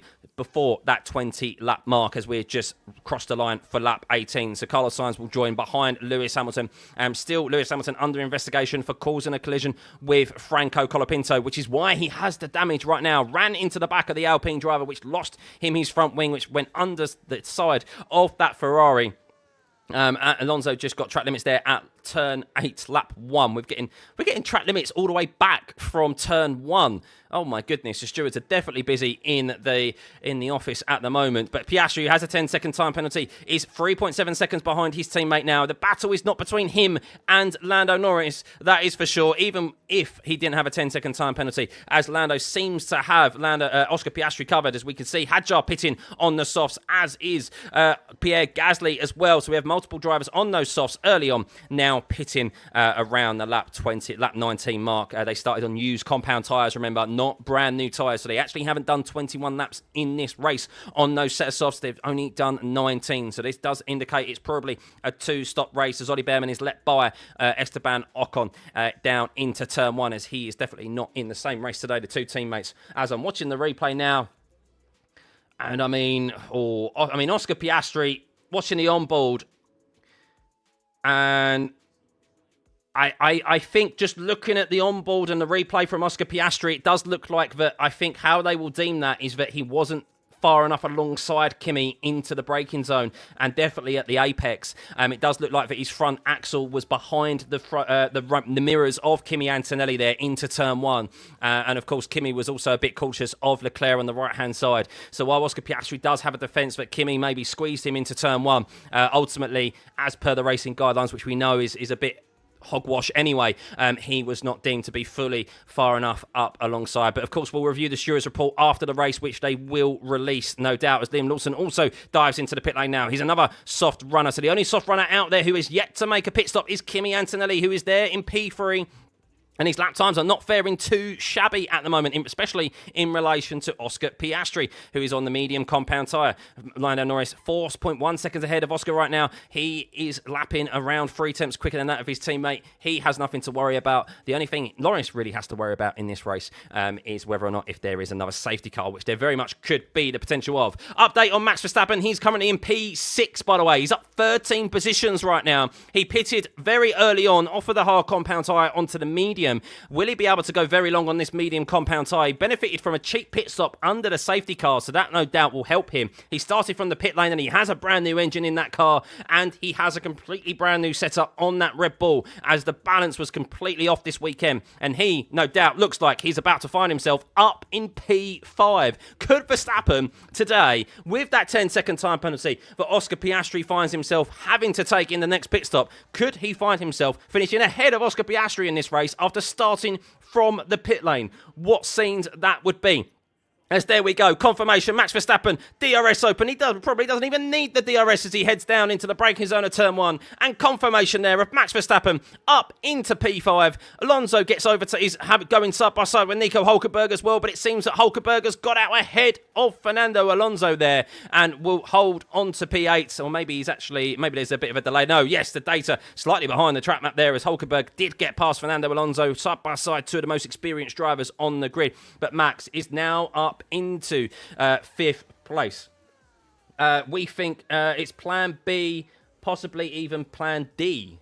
At the moment is what Lando Norris is being told. So they're working their way through the alphabet at the moment, the McLaren team, in relation to Lando Norris. He has a 4.5 second lead. He has a 7.5 second lead over Kimi Antonelli. And importantly, to Max Verstappen, he has a near 20 second lead, 19.2 seconds. Let's see what Max can do now in that car, in that Red Bull, on fresher medium tyres. What is that pace compared to that of Oscar Piastri and the McLaren Mercedes ahead of him, and even to that of Lando Norris up front, who is clearly the fastest man out on track today. Kimi Antonelli in the pit now, the last soft runner. He is diving into the pit lane. Where will Kimi come out and rejoin? Let's see. Probably feels a bit hard done by, but he was found himself in P3. He still has an opportunity of a good double podium here this weekend. Finished second in the sprint race yesterday, and he'll be looking to do the same here again today. As Oscar Piastri is informed right now by his engineer of a 10-second time penalty. And they're telling Oscar Piastri right now, plan C, giving him all the difference and variations of what he needs to do today to get a decent result. So they still believe that there's a good result in hand for Oscar Piastri. But Verstappen, last time around, a 14.8 for him on the medium compound tyre. That was the same lap time as Oscar Piastri. It was a couple of attempts behind Lando Norris, and we'll see if he can match that even further. As Pierre Gasly gets ahead of Esteban Ocon now. Pierre Gasly on much fresher tyres. We're still yet to see Lance Stroll make a pit stop. Still yet to see Colapinto, Alonso, Hulkenberg, Albon, Russell, Piastri and Norris. There's still a considerable amount of the grid out there yet to make a pit stop. But if you're just joining us, we have lost Gabriel Bortoleto on the first lap of this race. We lost Charles Leclerc from Oscar Piastri. sending it down the inside of Kimi Antonelli into turn one. He was looking for 2 places in one corner, and he made contact with Kimi Antonelli, which shoved Kimi into the passenger, the victim of Charles Leclerc, and Charles suffered suspension damage and is out of this race. And subsequently, Oscar Piastri has received a 10-second time penalty for that attempt on Kimi Antonelli and for causing a collision. So he has 10 seconds to take in his next pit stop. That is what we have seen in this race. Lewis Hamilton has had a poor race thus far as well. He made contact at the first corner with Carlos Sainz, no fault of his own, and just like Charles Leclerc, and then he lost his front wing. That's where the big damage occurred with him and Colapinto running into the back of him. That is still under investigation as well for causing a collision, Lewis Hamilton, of running into the back of Franco Colapinto, and he is running with significant damage to the underside of that Ferrari. Fastest first sector there for Kimi Antonelli on a brand new set of mediums. Last time around, Max Verstappen's lap time was a 14.9. So Max Verstappen is the second fastest driver out on track right now. He may be the third after Kimi Antonelli finishes his lap, but he is under 1:15. There are only 2 drivers who have been lapping under the 1:15s right now, and that is Lando Norris at front, 14.8 for him. Oscar Piastri is around the 1:15 flat, 1:15.1s, and Max Verstappen, as he's about to cross the line again right now, does a 14.7. So he's actually gone a little bit quicker than Lando Norris that time around with a brand new engine in the back of that Red Bull that he took, which means he started from the pit lane. Kimi Antonelli gets past Franco Colapinto there, down into turn one. Slipstream from him. Look at that lap time of 13.672 on a brand new set of tyres there for Kimi Antonelli, and with the DRS assistance past the Alpine. A full 1.2 seconds quicker than that of Lando Norris, but Kimi will be looking to try and dispatch this traffic as quick as possible so that he'll be able to hold on to P2. The last thing he wants to do now is lose that to his teammate, who has gone on to a different strategy to him and is out there at the moment in P3, 6.3 seconds behind Oscar Piastri right now, lapping 3 tenths slower than that. And well, George Russell could be chased down and closed down upon very quickly by Max Verstappen, who is 7.6 seconds behind. So he is definitely on a charge, Max Verstappen. He is still will have to make another pit stop, of course. Benefited from a safety car earlier on, which allowed him to get a much cheaper pit stop. And there was a VSC as well, which also benefited him. So he is up 15 places into P4. What Max would love now is another safety car. That would be absolutely tremendous for him. But he is making absolute waves here. Thanks, George. Much appreciated. Welcome, everyone, by the way. 17,500 viewers in here. If you are new to the stream, please hit that subscribe button and hit that like button. Let's get this stream to 2,000 likes and to over 65,000 subscribers. Much appreciated. So, very long way to go still in this Brazilian Grand Prix. 47 laps remaining. We've already seen 2 safety cars, 1 full, 1 and 1 virtual. Yuki Tsunoda now makes a pit stop off of those medium compound tyres. He was on the hards as well. He also benefited from that safety car and pitted very early on, but he's now fallen to the back of the field quite dramatically. And he has a 10-second time penalty there that he did just have to take, which is why the gap is so wide to him and Lewis Hamilton. He got a 10-second time penalty for causing a collision with that of Lance Stroll.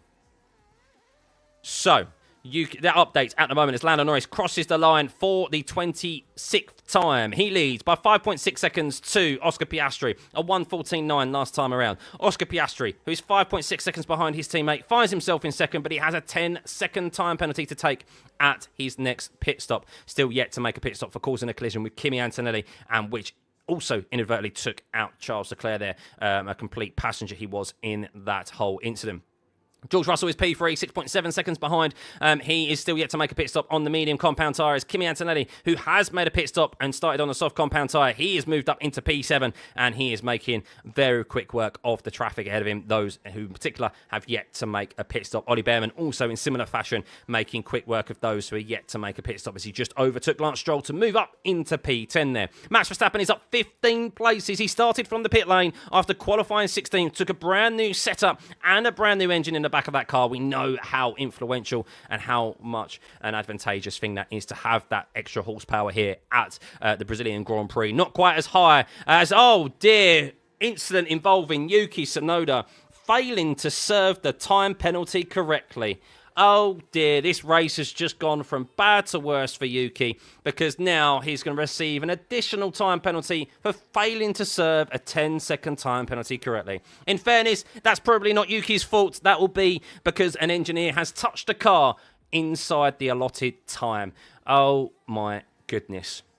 So Yuki Tsunoda will have to come and, well, that will be either added on to his lap. So it'll be added onto his time at the end of the race as he's on a medium compound tyre and has already served the 2-tyre compound rule, or he will end up taking it at his next pit stop. So, yes, not very good there for Yuki Tsunoda, which has already been a very poor weekend for him. As Ollie Behrman dispatches another driver down into turn 1. He loves that move down into turn 1 right now. With that extra grip that he's got in that pacey Haas, we saw him be very quick yesterday. Maybe should have qualified a bit higher than he did in Q3. He finds himself ahead of Isaac Hadjar right now and Liam Lawson, who have also both made pit stops.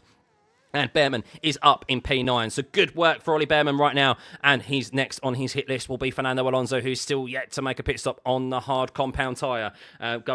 Planning to go very long in this race. So varying strategy options being played out here today at Interlagos, which always makes it much more interesting viewing for us. Update on Max Verstappen. That gap only a few laps ago was 7.7 seconds. It is now 6 seconds to Max Verstappen and George Russell, with George Russell still yet to make a pit stop. And when they cross the start-finish line, let's see what that gap is. George Russell did a 15.4.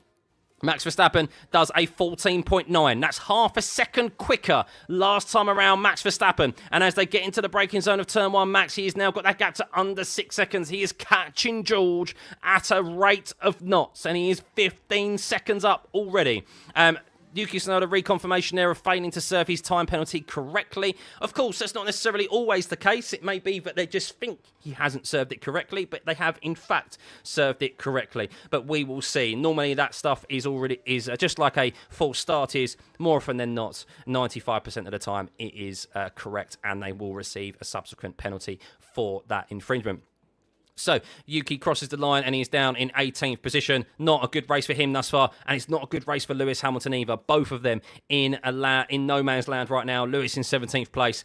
And it's a 5-second time penalty for Lewis Hamilton coming through there. His day goes from bad to worse, causing a collision. He's deemed at fault for that incident between him and Franco Colapinto running into the back of him down the start-finish straight. And, well, yeah, I think in hindsight, I could see that going his way. You're the car behind. It's your job to overtake safely. And it seemed like he was unable to do so. So, 5-second time penalty for Lewis Hamilton there. His days goes from bad to worse. It wouldn't surprise me if he serves that and then retires the car. He is running with significant damage on that Ferrari. Look at that battle there between Hulkenberg, Albon and Antonelli there. You can see Antonelli gets past Nico Hulkenberg. As Ollie Behrman has got past Fernando Alonso, as he now decides to pit. But Antonelli is going to be looking to dispatch Alex Albon pretty quickly as well. And you imagine he will do. With Albon on 34 lap-old mediums, Antonelli is only on 7 lap-old mediums. Will he be able to get past him down into turn 4? No, he just didn't quite have the drive after overtaking Nico Hulkenberg. But it will only be a matter of time. You imagine next time they make their way round to turn 1, Kimi Antonelli will make quick work of him. Oscar Piastri update. He is falling back quite significantly to his teammate. He is 4 tenths off per lap than that of his teammates. So Norris is just by far the quickest man here this weekend, and he is in the absolute zone, just like he was back in Mexico.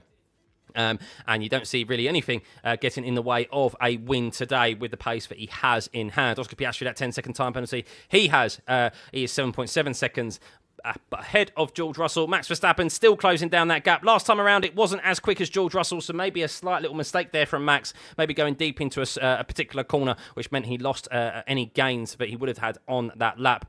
This time around, it's a 15.1, so 5.9 seconds is the gap to George Russell. Or has he just taken too much out of those mediums, or is he now thinking about making these mediums last longer at this stage of the race? Still a very long way to go, 42 laps as Colapinto pits and Lance Stroll pits, and Antonelli, confirmation there, as we just mentioned, he would get that move done the next time he made his way down to turn 1, and he did indeed. He is now up into P5, and he has 7.2 seconds gap to him and Max Verstappen.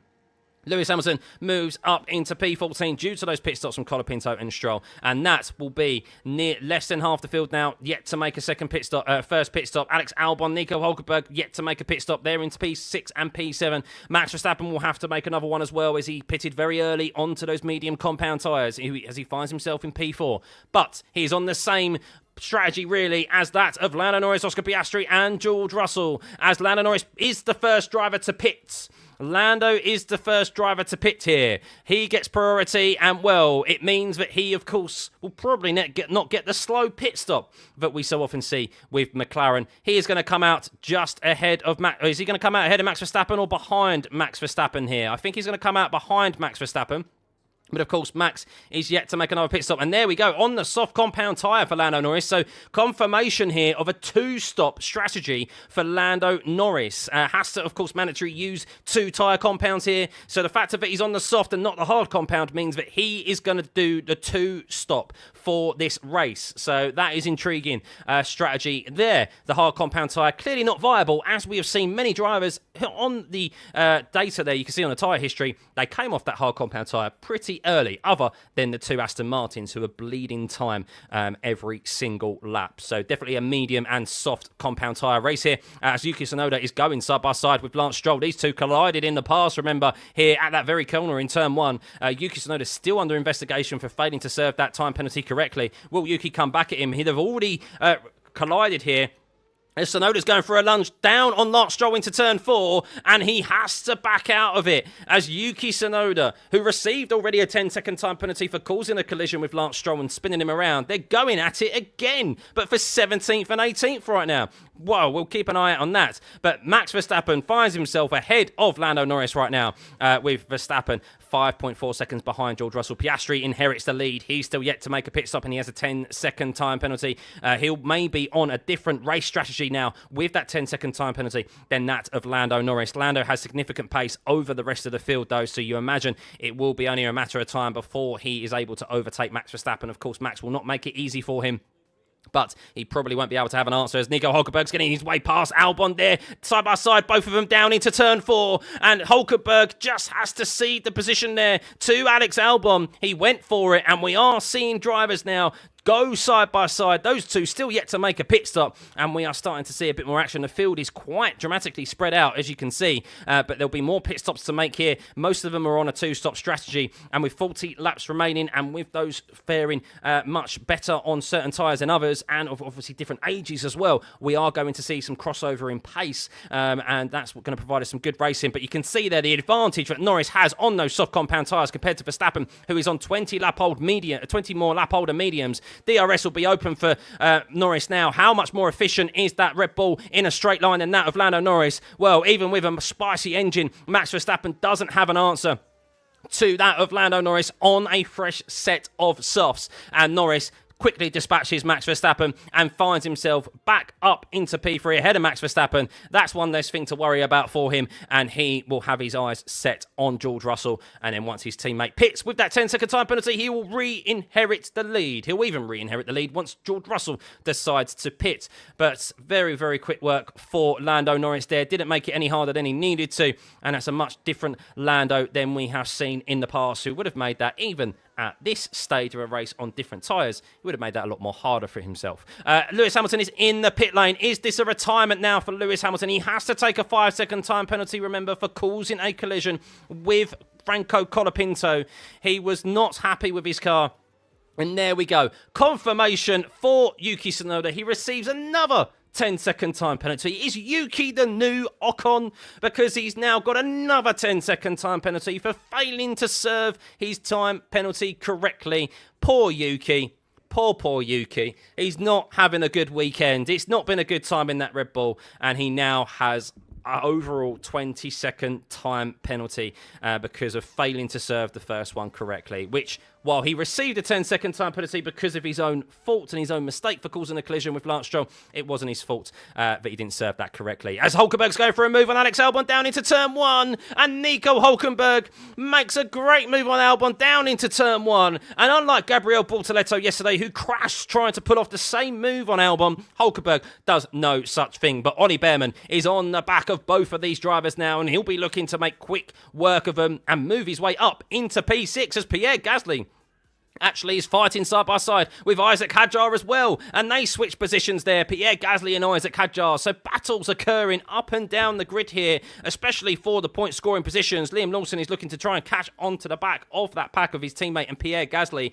Pierre Gasly does thoroughly deserve another point for this weekend as well. He finished in P8 yesterday and scored himself a solitary point, and well, he finished on the podium last year in those treacherous conditions as Lewis Hamilton has been overtaken there and lapped. Lewis Hamilton has just been lapped by Oscar Piastri, by the way. Lewis Hamilton's been lapped by Oscar Piastri. That just shows Ferrari's day. And Charles Leclerc is out of this race. Feel sorry for Ferrari fans, guys. Apologies to Fossey. And I'm not even wearing my Ferrari shirt today, so you cannot say it's the Ferrari shirt that is cursed. But Alex Albon, now, he has been separated from Nico Hulkenberg there. You can see by Ollie Behrman going for a move. George Russell pits, and that as does Max Verstappen as well. As Ollie Behrman, though, eyes on him as he gets ahead of Alex Albon and now finds himself up into P5. This is a great drive from Ollie Behrman in that Haas. He topped Q2 yesterday, remember? Yeah, he got to towards the top of Q2 yesterday, didn't he? I can't remember which one he was ahead of, but it was brilliant from him. Q3 was a bit of a letdown, and well, he is now showing that pace that he had yesterday afternoon in this race. As Max Verstappen comes out now behind Sainz, Lawson, Gasly, etc. He's now in P12, but he is on much fresher tyres, so he will be able to potentially take. Will he be able to take this set of tyres to the end of the race? It's a very long way to go. Some drivers are committed to the 2 stops. Some of them are on the 1 stop, as Oscar Piastri lets Lewis Hamilton back by, as Lewis Hamilton is on the medium compound tyre. That's very interesting there. Oscar Piastri, I know he's on 35 lap old mediums, but Lewis was actually slightly quicker there. So penalty served. Lewis Hamilton and Ferrari at least know how to serve a penalty. That's about the only positive for them today, because unlike Yuki Tsunoda in the Red Bull, who they failed to serve that 10-second time penalty, there is a green notification there that Ferrari did do that with Lewis Hamilton.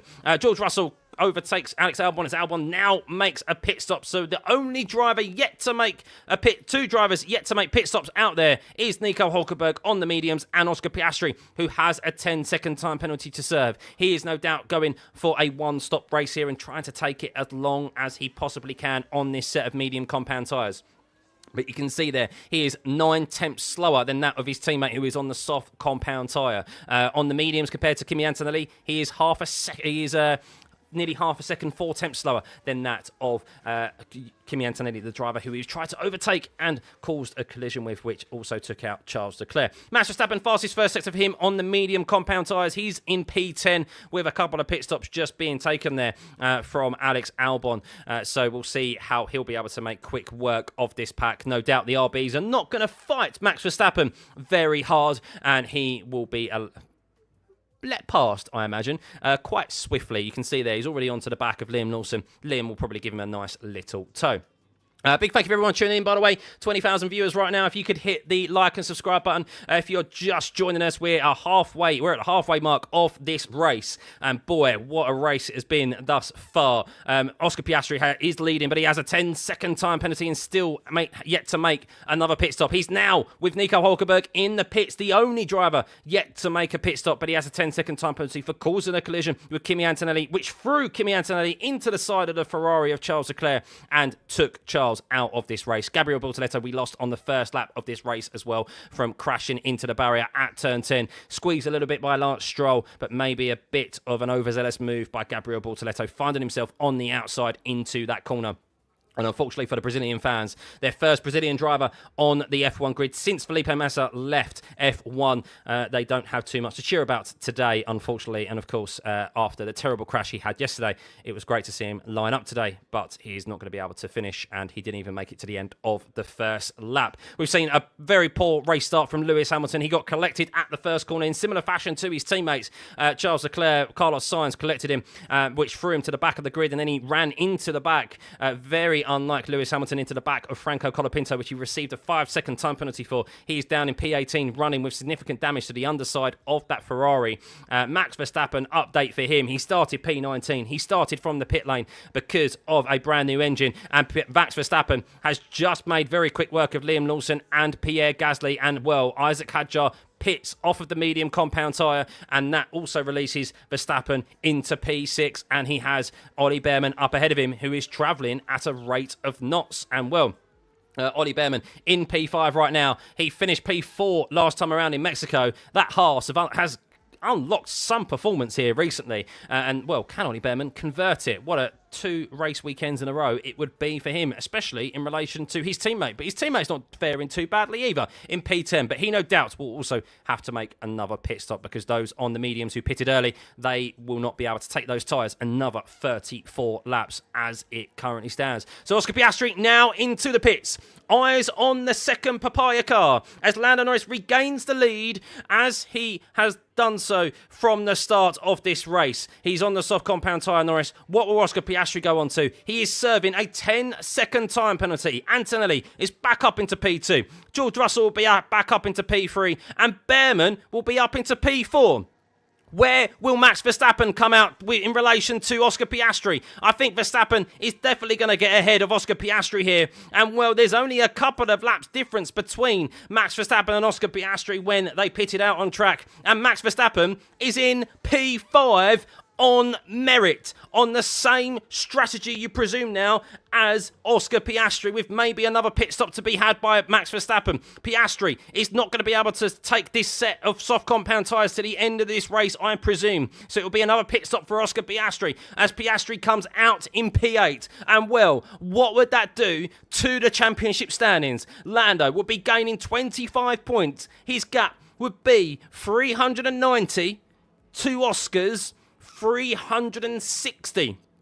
If Oscar finished P8, of course, he's most likely not going to finish P8, but there's a very, very big possibility here that Lando goes into Vegas with 3 race weekends remaining with a race win difference, maybe even more than that between him and his teammate, when he entered this race weekend with a single point separating him and his teammates.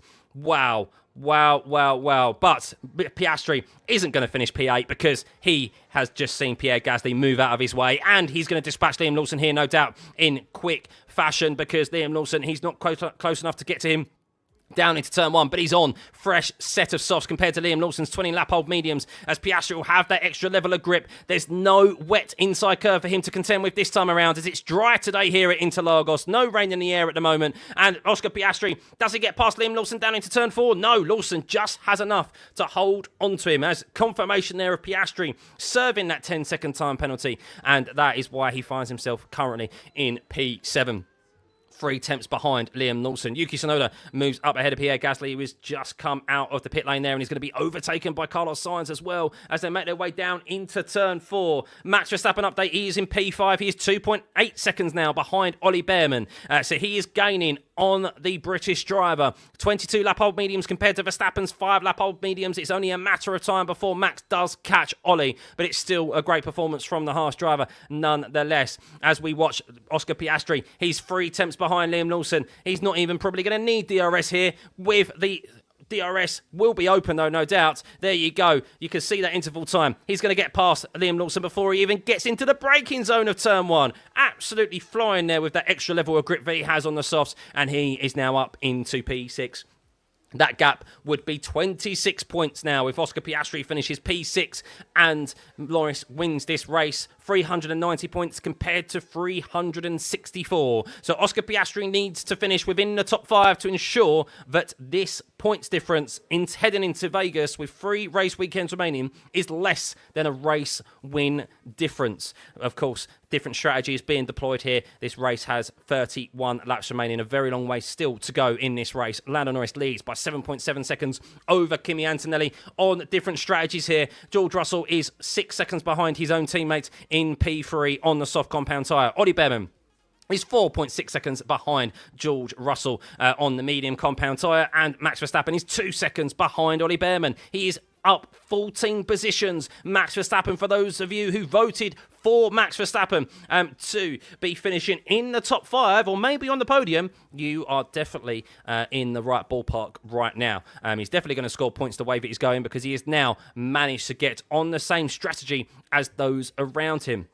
After pitting very early off of that hard compound tyre and benefiting from a safety car there. That gap now 1.7 seconds. You can see the extra level of grip that Max has in that Red Bull on those 7-lap-old mediums compared to Ollie Behrman's 24-lap-old mediums in P4. As Alex Albon gets past Fernando Alonso there down into turn 1. Fernando Alonso struggling in that Aston Martin. Did the Aston Martins choose the wrong strategy option here today, starting on the hard compound tyre? You've got to think so, really, but they've missed a trick there. As Lance Stroll is going side by side with Colapinto and gets ahead of him down there, as Yuki Tsunoda just lost a couple of positions in quick succession, I think, to Pierre Gasly and now Carlos Sainz. He has another 10-second time penalty to serve. Remember, Yuki Tsunoda for failing to serve the first 10-second time penalty correctly. So his day is almost definitely him finishing last. And confirmation there of Lewis Hamilton retiring from this race, by the way. Just saw that. So Lewis Hamilton, who served that 5-second time penalty, it's a double retirement for the Ferraris today. A shocking performance from Lewis Hamilton and a unfortunate collision for Charles Leclerc in this race, but it is a double retirement for Ferrari. Oh, Tifosi, go pour yourself a drink right now. You deserve it to drown those sorrows. But Oscar Piastri moves up into P5 as Ollie Behrman is in the pit lane. So Max Verstappen will not have to contend with the dirty air of the Haas for any more longer, and will have his sights set on George Russell ahead, who is on the soft compound tyre. Different strategies being deployed here from those up ahead of him, and Max is eyeing up a podium. Max is eyeing up a podium. Oh, goodness. No wishing of ill will of drivers in the chat, by the way, guys. We try and keep this as respectful as possible. It's okay to dislike drivers, but of course, please keep it respectful. Otherwise, you will be timed out. But thank you for everyone for tuning in, by the way. Nearly at 65,000 subscribers. Thank you. Over 20,000 viewers right now. We have 28 laps remaining of this race. Lando Norris is in P1. He is 7.5 seconds ahead of Kimi Antonelli. He has just been the fastest man here all weekend. Kimi Antonelli's pace is pretty decent, though, but will Kimi be able to close up that gap on Norris, just like we saw yesterday in that sprint race? We're at the stage now of this race, which we saw yesterday with Kimi on the mediums and Lando on the softs, and we did see those softs fall off. And we are expecting a second pit stop for many drivers out there, as they will probably not be able to get these softs or even some of these mediums to the end of this race. George Russell is in P3, 5 seconds behind his teammate at the moment, as Colapinto is now diving into the pit lane for his second pit stop of this race.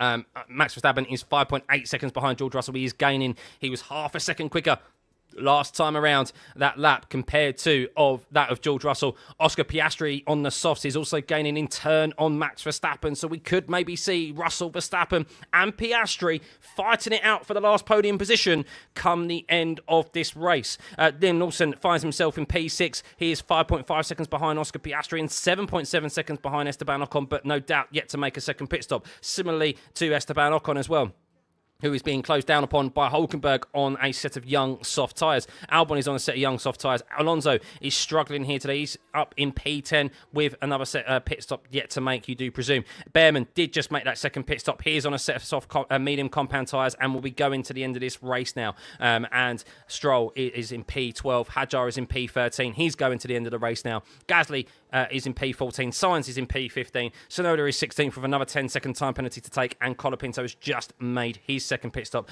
going to the end on the mediums.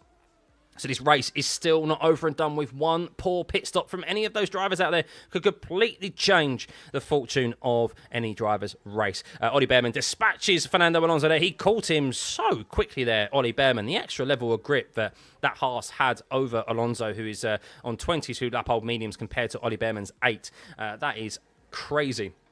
So that is the nature of the Interlagos circuit, and that is why we do see two-stop strategies here, even though the one is suggested, because the tyres do just fall off here. They do take a pounding, that is for sure. It'd be hilarious if Aston Martin somehow did a podium. It would do, and I would eat my hat. Not that I have a hat, but I would eat my figurative, invisible hat if they do. Thank you, Hoy, much appreciated. Yeah, thank you everyone for tuning in. Oh, we're nearly at 65,000 subs. Thank you, thank you. We still have 26 laps remaining of this Brazilian Grand Prix. Still a long way to go. Update on Max Verstappen. 4.7 seconds behind George Russell now. 13.8 lap time last time out compared to George Russell's 14.3. Another half a second gained. But in turn, Oscar Piastri took 3/10 out of Max Verstappen. So Piastri is gaining on Max and Max is gaining on George. Interesting turn of events here. Interesting turn of events. Antonelli is maintaining a lap time compared to Lando Norris, and it looks like it's most likely going to be the same finishing positions as what we saw yesterday at the front two, at least. Kimi Antonelli P2 and Lando Norris P1. But what about that last podium position? Max Verstappen started from the pit lane, bearing in mind. He is now up 15 places into P4. It's been a great drive from him. He has benefited, of course, from that spicy new engine in the back of the car. As Piastri says, I hope you're a bit more optimistic than I am because it doesn't look very pretty where I am at the mo. This looks best to us, Oscar, because of expected deg on the soft. So Oscar's not too comfortable and not too confident behind the wheel in relation to the strategy that he is on. He did have to take a 10-second time penalty for that collision with Kimi Antonelli into turn one, which took out Charles Leclerc. But he is gaining on Max Verstappen and will have to take another pit stop, you do expect, with 25 laps remaining. Those softs are not going to go that long in this race. They will fall off. Ferrari fans, you need therapy. You do. Oh, it's over 65,000 subs. Thank you, guys. Much appreciated. Keep them coming in. Over 20,000 viewers as well. Another live stream here. Another race watch along where we've hit over 20,000. So, yes, great to see the consistency. And consistency is key. Fernando Alonso dives into the pit lane. He is now 15th place. And, well, he's going to be coming out dead last. No, he won't be. He'll be coming out 16th place as Franco Colapinto makes his way round the last corner there. So, Fernando Alonso will find himself in 16th place, but with no other pit stops to make, with many of those up ahead still yet to make one. Yuki Tsunoda is still yet to take his second pit stop, still yet to take another pit stop, I believe there, as the tyre delta is not correct in relation to his tyre history. Lando Norris still leads. He's actually... Oh, Kimi Antonelli's in the pits. Okay. Kimi's in the pits here. 26 laps on those medium compound tyres. And Kimi has dived into the pits. So, where is he going to come out? He's going to come out behind Oscar Piastri and ahead of Liam Lawson. He'll be looking to now chase down that of Oscar Piastri and Max Verstappen. Max is now up into the podium positions. He is in third. He is up 16 places in third place, but we've still yet to make another pit stop. As Antonelli's actually going to come out behind Liam Lawson. Wow. So why did that happen? Why did he come out behind Liam Lawson there? That's a bit bizarre. Maybe it was just the pit lane, the nature of the pit lane itself, I guess. But I thought he was going to come out. Yeah, it wasn't a slow pit stop for Kimi. 2.2 second pit stop. So it's just the nature of the pit lane exit that Liam Lawson was flying down the start-finish straight and, of course, gets a clear run through turn one and turn two. But he will make quick work of him, you imagine. Esteban Ocon is out on a fresh set of mediums as well. Lando Norris crosses the line again, and that gap to George Russell is 12.2 seconds. He is on these soft compound tyres. Max Verstappen update is 3.3 seconds behind George Russell now. Another half a second taken out of George as George now comes into the pit lane. So both Mercedes in one after another in successive laps. That frees up Max Verstappen. He's now in P2, Max Verstappen, but would still be losing 7 points on the championship lead to Lando Norris. 344 points to 390. But of course, if there was a red flag of any kind or a safety car, Max would be able to benefit from this. Oscar Piastri, a 13.7 for him last time around compared to Max's 13.8. So not as big a gain there for Oscar on Max Verstappen. But Lando will be gaining 25 points right now, with Oscar Piastri gaining 15 and Verstappen gaining 18 if they finished in these positions. Good result thus far for Liam Lawson, finding himself up in P4 as Ollie Behrman is on a charge. He's going side by side with Nico Hulkenberg into turn 4. Is he going to be able to hold on to it? He can! Ollie Behrman up into P7, and well, he could be going to the end of this race not making another pit stop. He will probably get ahead of Liam Lawson. Let's see if Liam Lawson decides to go to the end of this race on this set of mediums, or if he will make another pit stop. You've got to assume he's going to take another pit stop with 22 laps remaining, but he is going to try and hold up Kimi Antonelli as much as possible. This is the benefit of having a second F1 team on the grid, guys, is that you can deploy your junior drivers as a block to your competitors. But how much of a block will he be? How important will that time be that he just held Kimi up in that middle sector? He's not going to have an answer to Kimi when they make their way down the start-finish straight here, but that could be all important when it comes to the final finishing positions. Kimi Antonelli back up into P4 there, making quick work of Liam Lawson, and there's a 10-second time penalty confirmed this time around, but Yuki did serve his penalty. So Yuki has served both penalties. He is down in P17 and very, very far behind and about to be lapped by his own teammate who started from the pit lane, bearing in mind. So sorry, Yuki fans, but yes, not looking very good for his chances of retaining that Red Bull seat for next year. But maybe he still will. We will see. Piastri slower this lap than Verstappen. Yes, he was. So maybe we have seen Piastri just take too much out of his tyres as Lando is in the pit lane and is coming in to make his second pit stop of today. How slow would this pit stop be? And, well, guess who's going to inherit the lead? Max Verstappen is about to take the lead of the Brazilian Grand Prix. Started from the pit lane, started 19th, and now finds himself first. Imagine the scenes if there is a red flag right now. Lando Norris is about to come out and rejoin behind his teammate, but we know Piastri is yet to make another pit stop, and Max Verstappen will most undoubtedly make another pit stop as well. But he will be on a super quick set of softs at the end as George Russell dispatches Liam Lawson in quick succession there. But Max Verstappen, who started in the pit lane, is in first place, and he is about to very soon take the lap his teammate Yuki Tsunoda, who is in P17. We have two Red Bulls being the breads in an F1 fill-in right now. Yuki Tsunoda is last out of the runners out on circuit, and Verstappen is first right now, up 18 positions as we look. So 2.2 second pit stop there for McLaren. So no shenanigans with the wheel guns this time around for Lando Norris. That worked well for him. He is on the medium now to the end of this race with 21 laps remaining, or 20 laps remaining when Max crosses the line right now. As you can see, 3.7 seconds to Oscar Piastri, a 13.6 compared to, well, we're not going to find out because Oscar Piastri is in the pit lane off of the soft compound tyres. And what is he going to go on to? No doubt onto a set of mediums, just like his teammate. He is about to be overtaken by Antonelli and George Russell and Liam Lawson, and he could be even finding himself behind Liam Lawson, behind Ollie Behrman. Let's see where Oscar Piastri is going to slot into. Ollie Behrman flies down into the braking zone of turn one and is undoubtedly going to get that position from Oscar Piastri. Well, Oscar Piastri is going to find himself in exactly the same position that he did in Mexico a few weeks ago, having to chase down the rear wing of Ollie Behrman and get past him. As Max Verstappen is told he is now the race leader and says, not bad, not bad. So Max Verstappen is leader right now. Will he be able to go to the end of the race on this tyre? Maybe.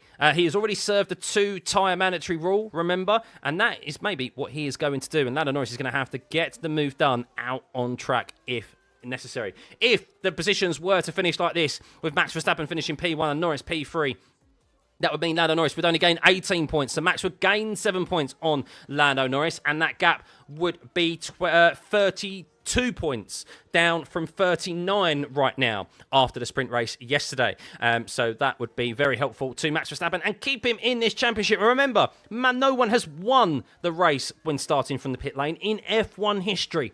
Ever. As we were informed by you in chat earlier on before this race began, the highest anyone has finished from the pit lane start is third place. And well, a podium would have been absolutely amazing, but Max could very well win this race. But we will see. Isaac Hadjar is ahead of Pierre Gasly. It looks like Sainz is on the attack of Lance Stroll as well. And remember, a safety car could really put a spanner in the works of a few drivers out there. But it is on the attack now, no doubt, for Lando Norris. He has 7 lap fresher tyres than that of Max Verstappen. Let's see the pace of Norris on Verstappen. And we are going to see those two fight it out on track, no doubt. I'd be very surprised if Max is going to make another pit stop here to the and he's probably going to try and go to the end of this race. But the gap is 7.1 seconds. Lando Norris to Max Verstappen right now with 19 laps remaining. It is Antonelli in P3. He is 2.1 seconds ahead of his teammate George Russell. Well, George Russell will want that podium position and would love to steal it away from his teammate Kimi, who has really outperformed him for the first time in his F1 career here this weekend. But George would love to end this this weekend, getting one over his young Italian teammate. Liam Lawson is in P5. He's on 33 lap-old mediums, but he's being very quickly closed down upon by Ollie Behrman. I wouldn't be surprised to see Liam Lawson pit, but Oscar Piastri is about to overtake Ollie Behrman here. Behrman's not going to have an answer to Piastri, who is on much fresher medium compound tyres. And it's a 1:12.9 last time around for Piastri. And just like he did to Liam Lawson earlier on, he overtook the Haas driver before he even got into the braking zone of turn 1. And Piastri has already got his eyes set on the RB driver of Lawson up ahead. Will Piastri be able to close down the gap on the Mercedes? Piastri now up into P6. He'd be losing 10 points to Lando right now if Lando finished second and Piastri finished... if Lando finished second and Piastri finished 6th. But I do presume that Piastri will not finish 6th. So that gap would be 19 points rather than 9 right now. But of course, Lando has his eyes set on the race win. Half a second quicker Lando Norris was that lap last time out compared to Max Verstappen. 14.1. Max is about to cross the start finish. No, Max is pitting again. So Max is pitting again. I thought he may stay out there, but Max is pitting again. So Lando Norris is back into the race lead of the Brazilian Grand Prix. And well, Max Verstappen is pitting again. He's going to go on to, no doubt, a brand new set of softs. And he is going to be very quick here at the end of this race. Let's see how he fares. He's going to be full aggressive Max Verstappen. He did have a lot of brand new softs available to him because he didn't make it out of Q1 yesterday. And there we go, confirmation. And Liam Lawson has importantly held up Oscar Piastri there into turn 1, and Oscar Piastri finds himself unable to get past Lawson and has an RB ahead of Max Verstappen, ahead of him to Max Verstappen. That was proper teamwork there for Liam Lawson on Max Verstappen, and that is the benefit of having 4 cars out there on track, basically owned by the same team.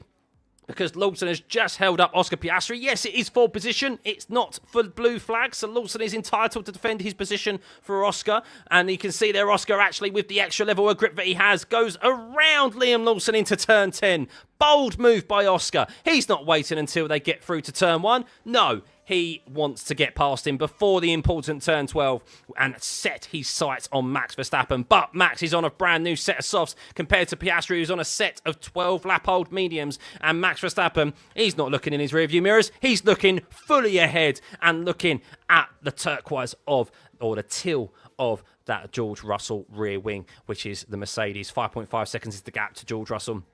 He has much fresher tyres. He's on quicker tyres on the softs as Alex Albon is in the pit lane now off of those soft compound tyres. Hadjar is looking to defend from Pierre Gasly. And do not be surprised if you see purple after purple sector and laps from Max Verstappen as he goes on the chase here to finish on the podium positions after starting from the pit lane. Great move back there from Oscar Piastri, who sent it down the inside of Liam Lawson into turn 10. He wasn't waiting around after being held up, importantly, by him into turn 1. Behrman is looking back again at the rear wing of Liam Lawson. He's looking to get up into P6, and that'll be a tremendous drive from Liam Lawson. Of course, those two collided yesterday at the start of the sprint race. They've already gone wheel to wheel a few times in this race, but they haven't collided this time out.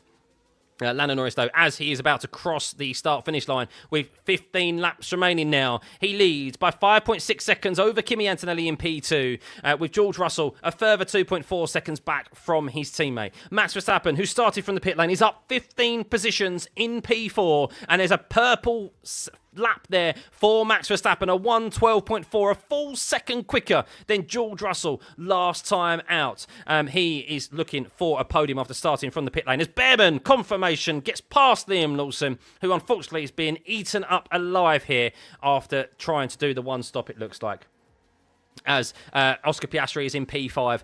He is also sub 1:13 seconds, but he lost half a second to Max Verstappen, who is on those brand new softs compared to the used tyres of Oscar Piastri. Ollie Behrman, confirmation there. Yes, he just got up into P6 past Liam Lawson. He's up 2 positions today. Another good finishing position, it looks like, is on the cards for Behrman with not that many laps remaining here. Hulkenberg is in P8, chasing down Lawson in P7, who is being, as we saw, just mentioned, eaten up alive and maybe deployed as a blocker to Oscar Piastri and Kimi Antonelli and a few drivers out there for Max Verstappen. Hadjar is down 4 positions actually from the start of this race. He is in P9, but is gaining on Nico Hulkenberg, who is just up ahead of him. Pierre Gasly is in P10. He's been in the DRS of Isaac Hadjar for quite a considerable amount of laps now in the second half of this race, and looks like he could be scoring points, but Carlos Sainz is also closing down with 5-lap fresher medium tyres on Pierre Gasly and looking to score a point here for Williams. Ocon is up 8 positions into P12, not as good as his teammates. Fernando Alonso is down 2 places in 13th. Colapinto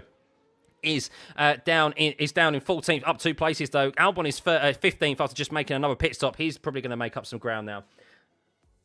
As Max is told, this has been a fairly vulnerable tyre, that Max, so do your best. Yes, the tyre does fall off a bit, but he needs to go for it. And Max says, I have nothing to lose.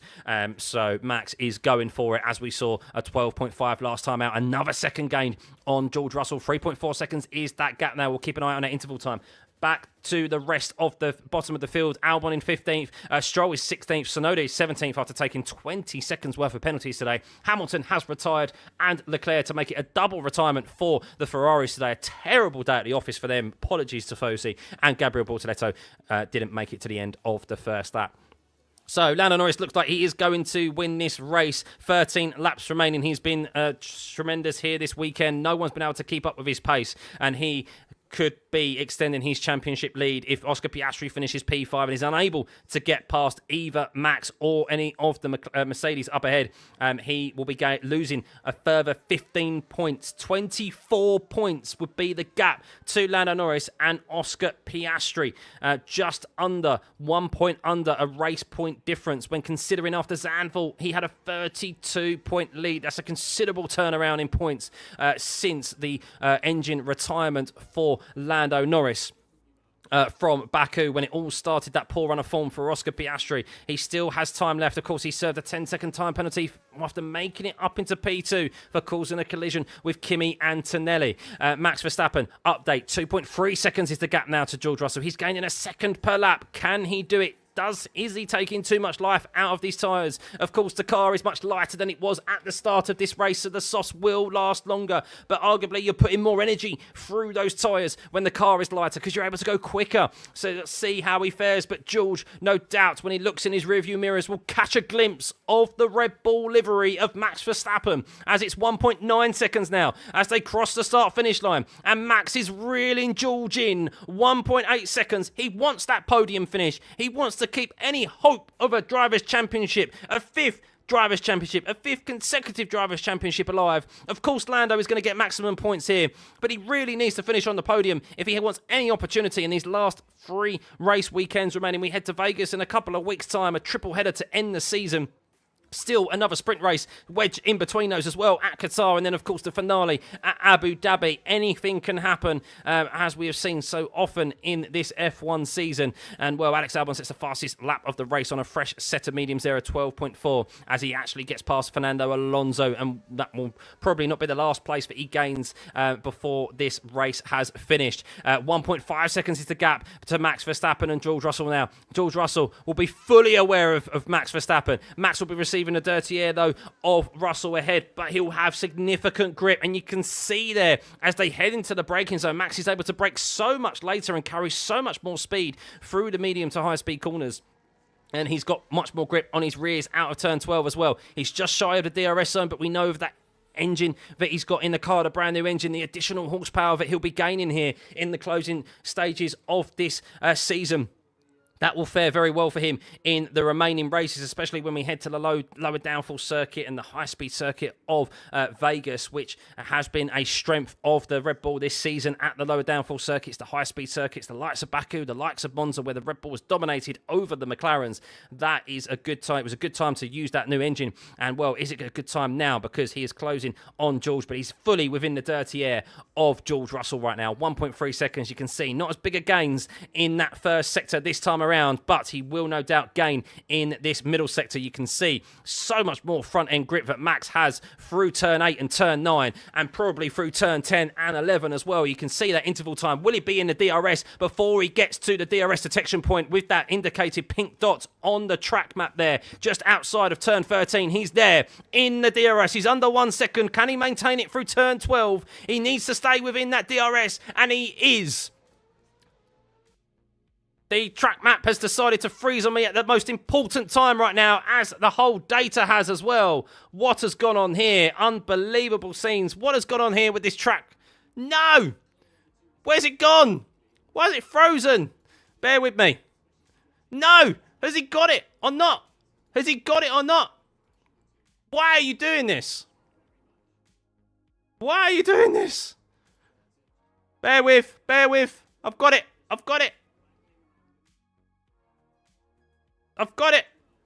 No! Surely he's got it. Surely.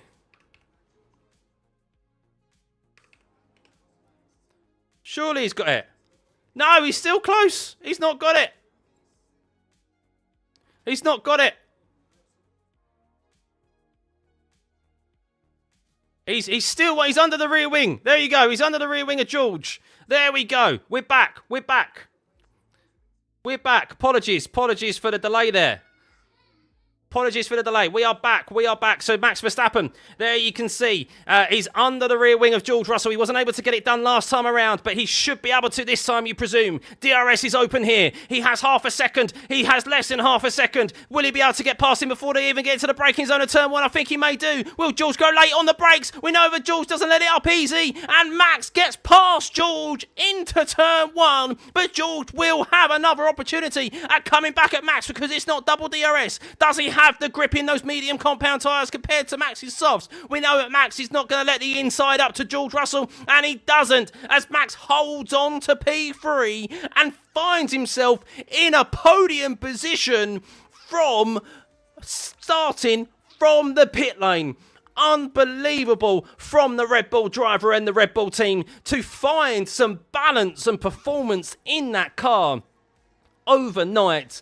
Unbelievable right now performance from them. No one has ever won from the pit lane, though. The best finishing position someone has had for starting from the pit lane is P3. Max could make history here again this day by finishing in P2. He's 2.5 seconds back from Kimi Antonelli. And, well, will those soft compound tyres last for another 8 laps? We will see as Lando Norris crosses the line with 8 laps remaining. 64th lap we have just completed there.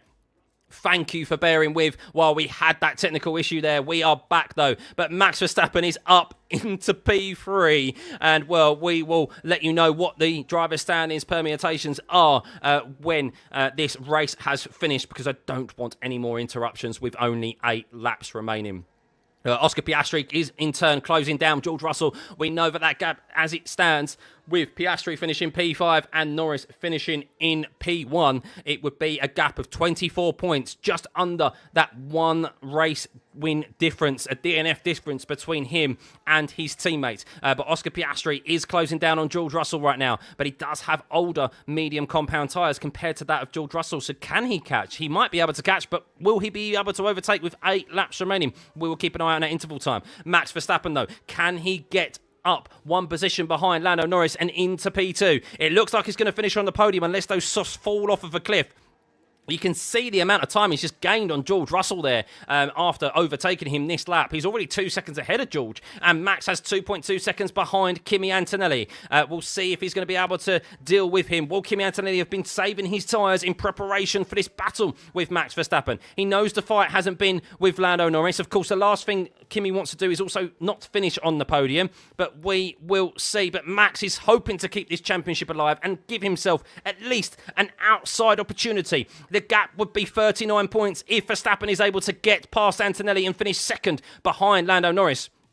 Because he will be 7 points difference, 18 points to Lando Norris's 25 if Norris finishes first and Verstappen finishes second. That does still keep him within touching distance, a little bit outside of his control, but never say never with how this season has gone on, because Piastri, down in P5 right now, is losing his grip on this championship with few races remaining. Verstappen 1.8 seconds behind Kimi Antonelli now. This is where he gains in that middle sector. Oscar Piastri has just gained a whole heap of time on Russell this time out. Has George Russell got an issue with those tyres on those mediums?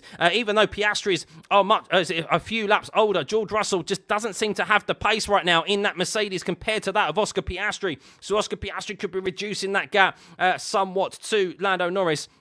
But he will be coming out of this weekend considerably behind his teammate than when he entered it. 1 point it was, 9 points before this race began. And, well, it's going to be even more so with Lando Norris leading by 8 seconds over Antonelli. Verstappen, 1.4 seconds behind Antonelli now. How much grip does he have through turn 1 and turn 2? 1.4 seconds. And, well, Antonelli, who's been very, very good through that first sector all weekend, is able to manage that gap, but it's the middle sector where he loses. Oscar Piastri, 1.3 seconds behind Russell now. So we're seeing two battles here for important points in this Drivers' Championship underway. Verstappen for P2, Piastri for P4. It's not, of course, the positions they were hoping to battle for, but it could be very important when it comes to the end of this season.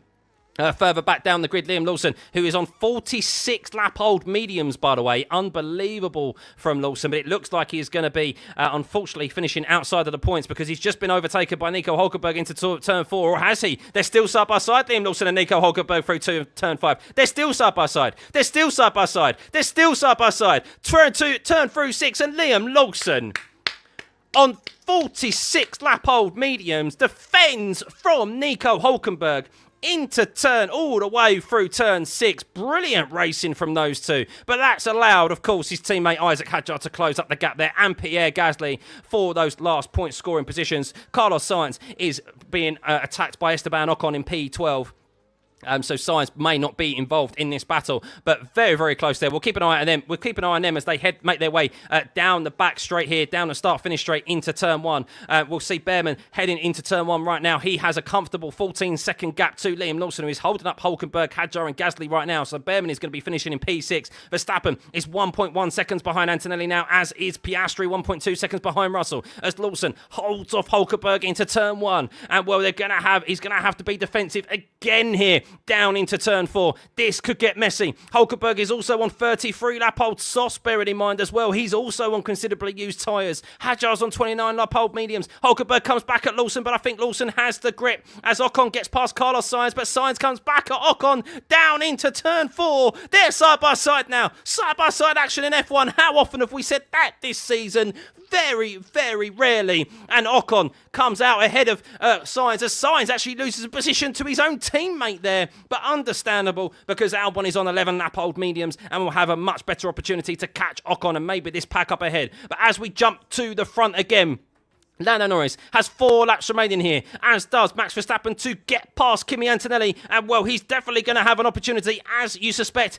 Oscar Piastri may do as well, but Oscar Piastri's finding it a bit harder to get up behind George Russell and into the DRS. But Verstappen is well within the DRS. He's half a second behind Antonelli right now. It's just about being patient. Will he be able to force the young Italian driver?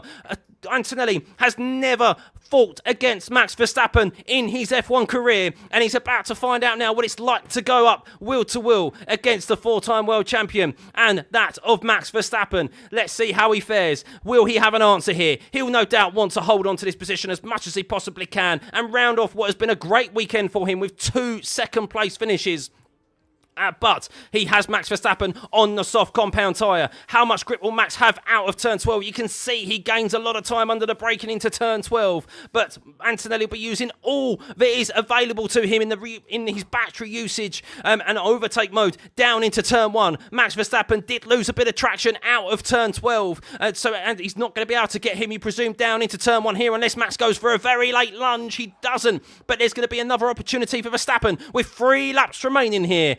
We are nearly on the penultimate lap of this race. Will Max have an opportunity down into turn 4? We know how tricky it is to overtake round the outside of turn 4. And no, he needs to be at least under half a second exiting turn 2, as Piastri is now also within half a second here behind George Russell. The two Mercedes drivers are fighting for their lives here for the positions that they find themselves in, P2 and P4. This is essential for both Verstappen and Piastri. Important points in the overall grandstanding in the championship. Liam Lawson, again, still holds off Nico Hulkenberg into turn 1. All aboard the Lawson trainers. Albon now boards it with a couple of laps remaining. Verstappen, is he able to stay close here? He's actually starting to lose a bit of time on those soft compound tyres compared to that of Antonelli on those mediums. Has he used all that he had available to him on those softs? Let's see how that traction is out of turn 12. He needs to not lose any time here out of turn 12. And it looks like he has done. He's lost half a tenth. And that half a tenth could be all important here for Antonelli. But Verstappen, he has the DRS open. Will he be able to force Antonelli maybe into defending some clean air? We will see as he moves down into turn 1. He needs to stay within half a second here. He's 3 tenths behind, as is Oscar Piastri as well. Could we see overtakes into turn 4? Max loses a bit of traction, as does Oscar as well. They're both half a second heading down into turn 4. Max, DRS open. I don't think this is enough. We're on the penultimate lap of this race. He looks for the move and he gets really close behind Antonelli. Will he go for a late lunge in this middle sector? Lawson is still holding on to P7, by the way. It would have done over 50 laps on his set of mediums, and it'll be tremendous from Lawson if he's able to finish in P7. But Isaac Hadjar is also on the attack and looking to overtake Nico Hulkenberg. But we're going back to the front of this battle with Lando Norris. He is 9-10 seconds ahead here. He is about to approach the last lap of this race, but we still have racing, and it'll be racing to the finish line. George Russell leads 7 tenths ahead of that as Hadjar gets past Nico Hulkenberg and will have his teammates ahead of him. Will he get past his own teammate? We will see. But here we go. Arguably the last opportunity for Max Verstappen as we are on the final lap of this Brazilian Grand Prix. I hope you've enjoyed this race as we have one final run here. Max Verstappen, DRS open. Is he going to be able to stay close? He brakes very late there into turn 1 and it's all about the traction, but you can see he loses it through turn 2. He went from 3 tenths to 7 tenths. And he's not going to have an opportunity into turn 4 at least, unless there's a late lunge into the middle sector somewhere. Oscar Piastri, in turn, is also looking to overtake George Russell, and it looks like our championship competitors will be losing more points and ground on Lando Norris, who is currently leading this championship and will be leading it even further after the sprint race yesterday and heading into this race weekend. As Verstappen, through the middle sector, he's got very close there through turn 8 and 9. Very, very close. He's going to go for a late move through turn 10. Surely he's going to go for a late move. No, he cannot do it. Kimi Antonelli positions his car very well. It's all about the traction through turn 12. He's going to be late on the brakes, no doubt, as Lawson defends from his teammate Isaac Hadjar as they're so close through turn 4 that Lando Norris takes the checkered flag and wins the Brazilian Grand Prix. But all eyes on the last lap drag race to the finish line, and Kimi Antonelli, I think, is going to get P2. He is! Kimi Antonelli, P2. Max Verstappen, P3. George Russell, P4. And Piastri, P5. But we still have racing here for the last point scoring positions. Ollie Behrman is going to finish P6 in a great P6 from him. But Liam Lawson, who is on 51 lap hold mediums, is holding off his teammate in P8, who is down 3 positions. Lawson, a tremendous drive from him. How is his traction out of turn 12? It's going to be a drag race. We have 6 cars here finishing within a couple of seconds of one another across the finish line on this final lap. Liam Lawson looks like he's got it. Nico Hulkenberg has the slipstream of both RBs, but I think Lawson does it. He finishes P7. Isaac Hadjar 8th. Nico Hulkenberg 9th. Pierre Gasly 10th. Albon 11th. Ocon 12th. Sainz 13th. And Alonso 14th. And Isaac Hadjar and Liam Lawson have been noted for an incident at turn 1.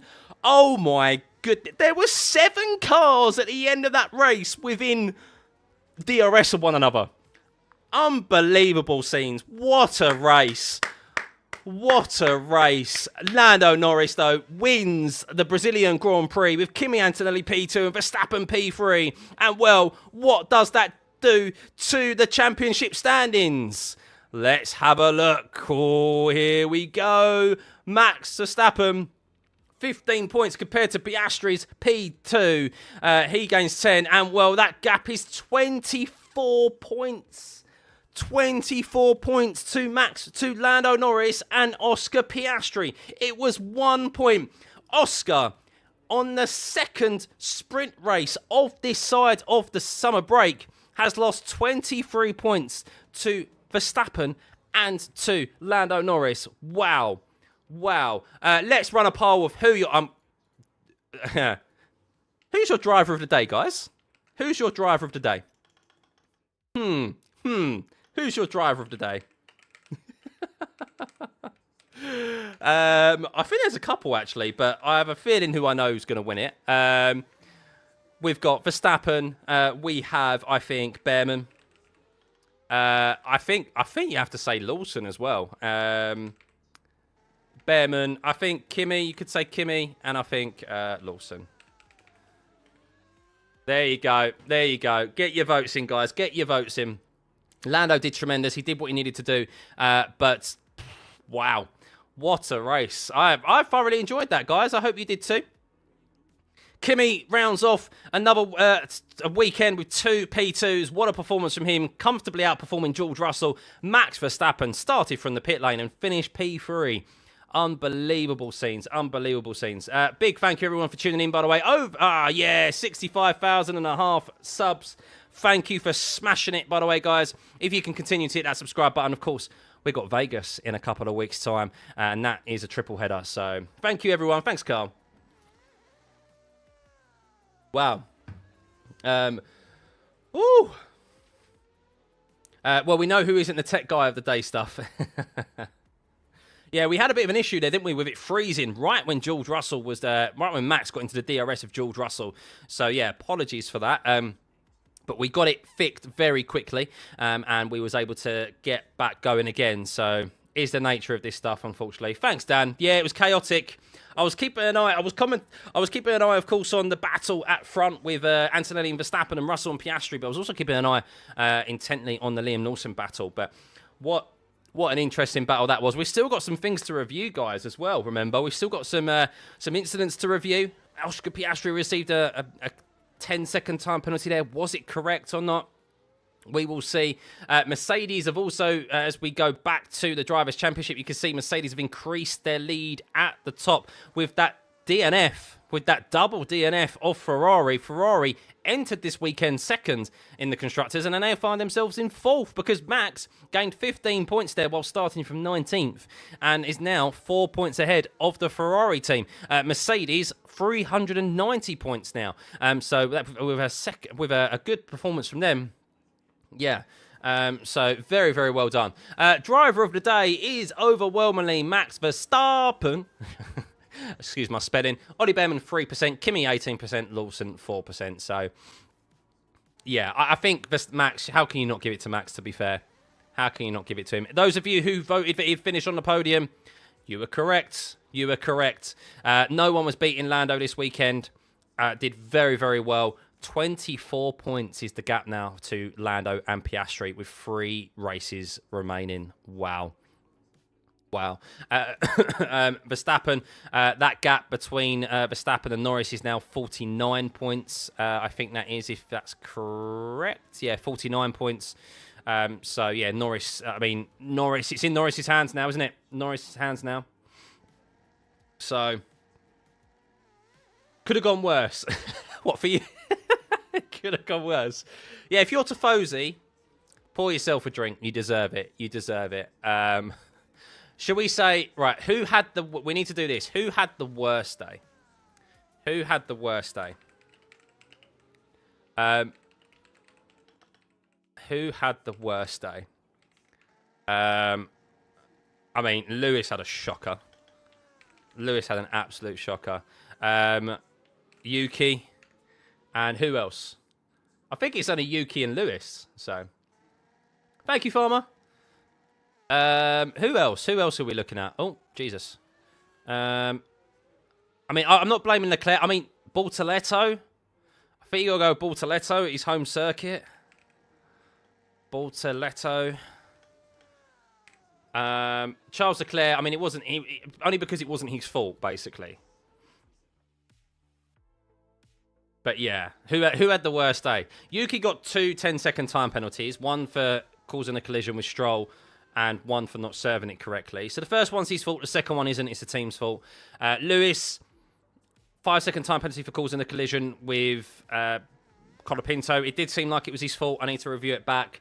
I mean, you could say Oscar Piastri, I guess, as well. We probably could have put Piastri because of the overall grandstanding of the championship. So, yeah, I missed Oscar Piastri there, to be fair.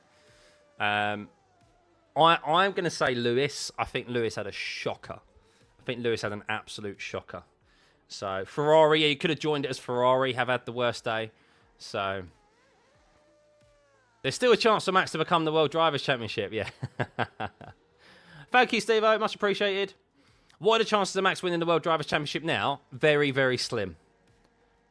Let's put it this way. So if Max finishes first in all the remaining 3 races and the sprint race, I mean, Max is nearly 2... He's 2 DNFs away, isn't he? From he's just under 2 DNFs from a difference between Lando. So really... Like, he needs Lando to not... He needs Lando to basically not finish 2 races, or at least probably 3 races, even a sprint race. I think he's out of it, to be fair. He needs 2 DNFs from Lando, pretty much. So, no glazing on this channel. We don't glaze anyone. We give praise where it's due, and we give criticism where it's due as well. As I said, I'm a Hamilton fan. He's the only driver I'm an actual fan of, and I keep an active eye on. I've said it before. He had a shocker there, and I think his incident is probably rightfully so his fault, if memory serves me correctly, but we need to see it. So let's have a look at the Oscar incident, though, shall we? I need to see the Oscar incident. So. So Alex Brundle... The first thing I opened was Alex Brundle says, disagree with the penalty for Piastri. He's alongside in the braking zone. Antonelli has the real estate to get through side by side because Leclerc gives him big space on the inside.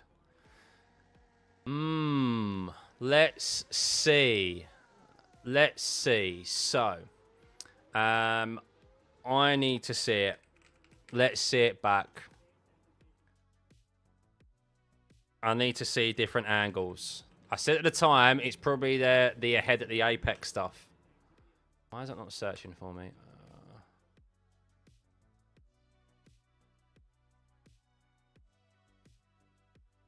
Kimi turned into Piastri. Yeah, I can't show it to you, unfortunately, because of copyright reasons. So, why is my thing not working? Piastri. What I can do is I can link a thing to you guys. So, how's that doing? My thing's not working. Bear with me, guys. Hang on. Ugh, my internet's playing up. Right. Ooh, Oscar had no space. However, he clearly could see Kimi and should have pulled out. We'll see. I need to see it again. If you don't get a penalty for locking up and wiping out the 2 cars ahead, then you give up, is what Spanners has said. So, a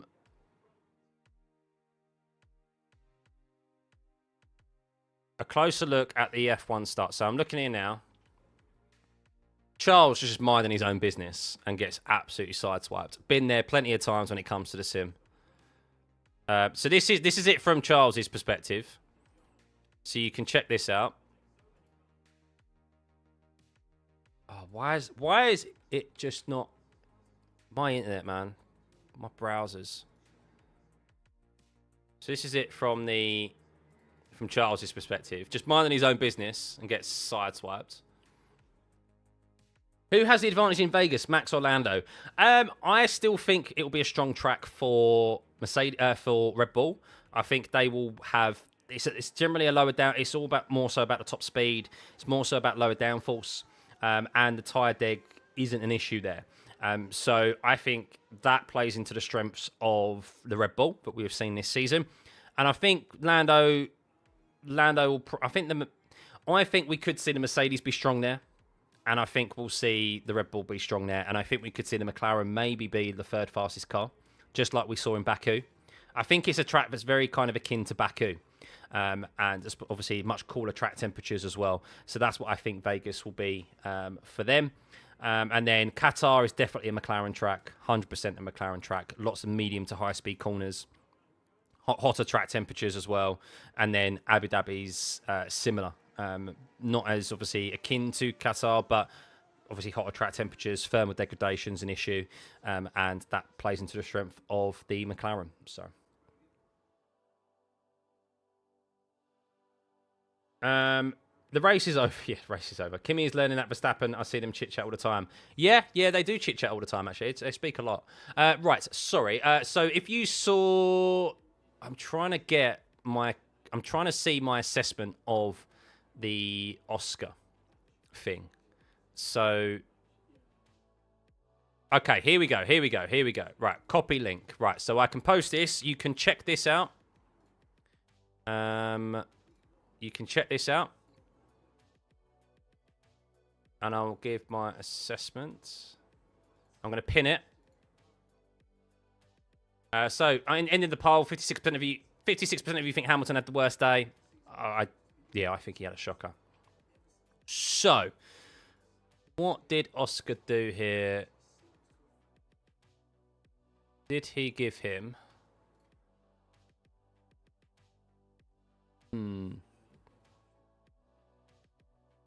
Difficult angle to see it from there.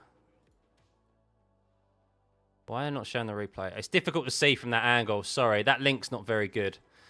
That link isn't particularly good.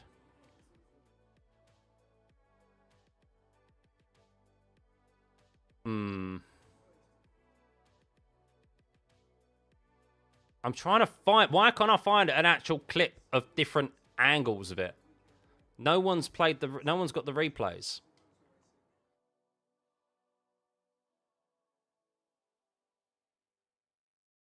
Oh, I tell you... Right, okay, this is good. This is a good... This is from the stands. This is much better. This is much better.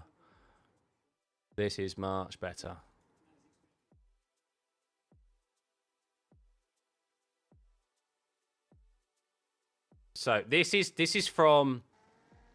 Just need a Piastri on board. Yeah, I want to find it. So this is from the stands, but you can see this moment. So...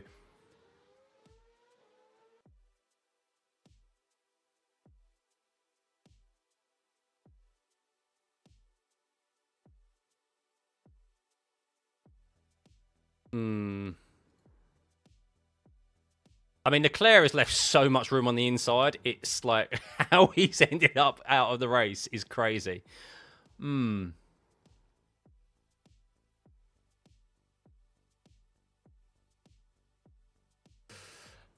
Yeah, So I think I need to see it from Oscar's onboard, but I'm looking at it.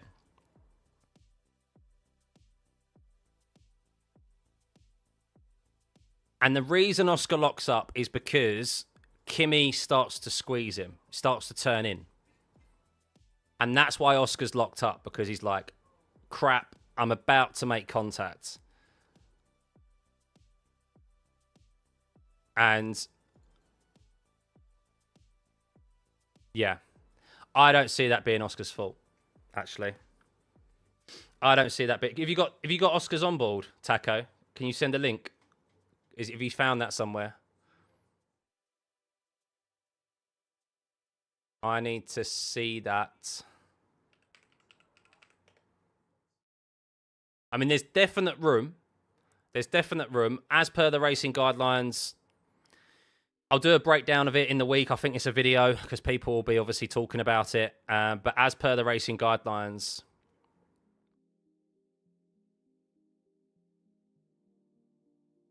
I mean, you can't really see by still images, but yeah, it does look like it's his fault. Kimi's fault, I think. It's in the first video. Was it in the first video that I sent? Was it? I didn't see it. There, he locked up, therefore rules state he was not in control of his car, so it's his fault. Yes, Tim, I mean, as per the racing guidelines, that's the case. But the reason he locked up is because Kimi...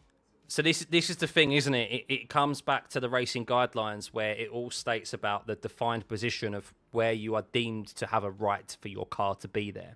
So arguably, because Oscar doesn't have his... They're looking at it a very...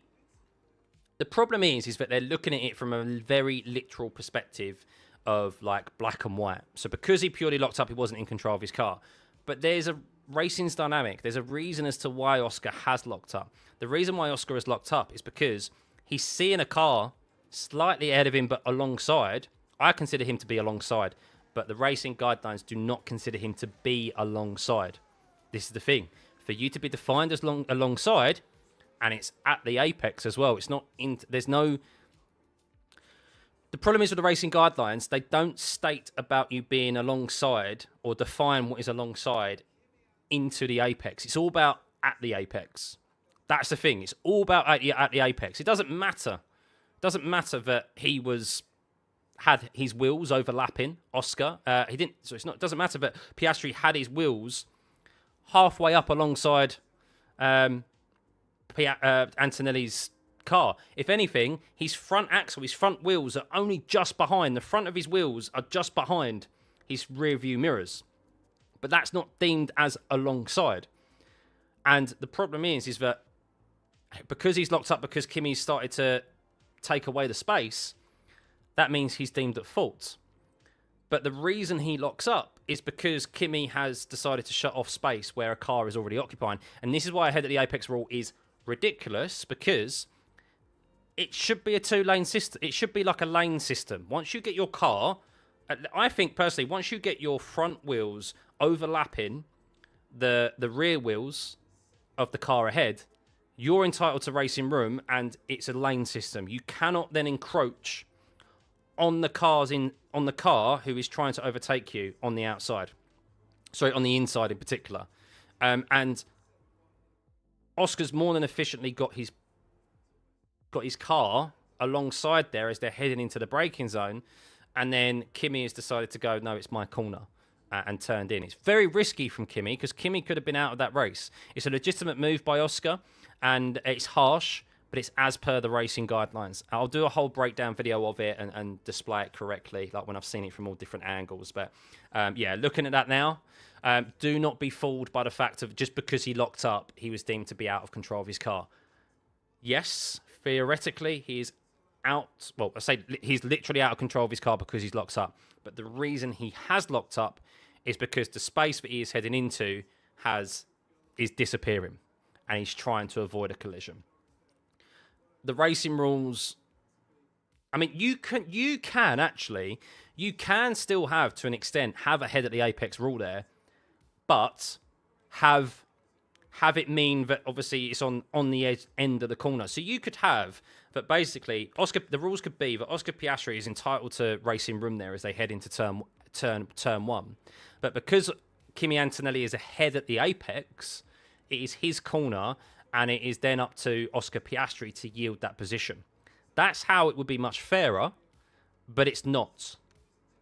So that the racing guidelines don't take anything into consideration in relation to, of course, the only thing they say is about being in control of your car into entry, which we ran through last time, which, as per very black and white with the guidelines, Oscar wasn't. But there's a reason as to why he was out of control of his car. It's because of the actions of the other car he was trying to overtake, which he shouldn't, yeah. So it's just... Red Bull mechanics working all night, yeah. Looking at it from earlier and before the move, it was never going to make it. I disagree. That inside move, that inside lunge, if Kimi doesn't move over into Oscar's space, then Oscar doesn't lock up.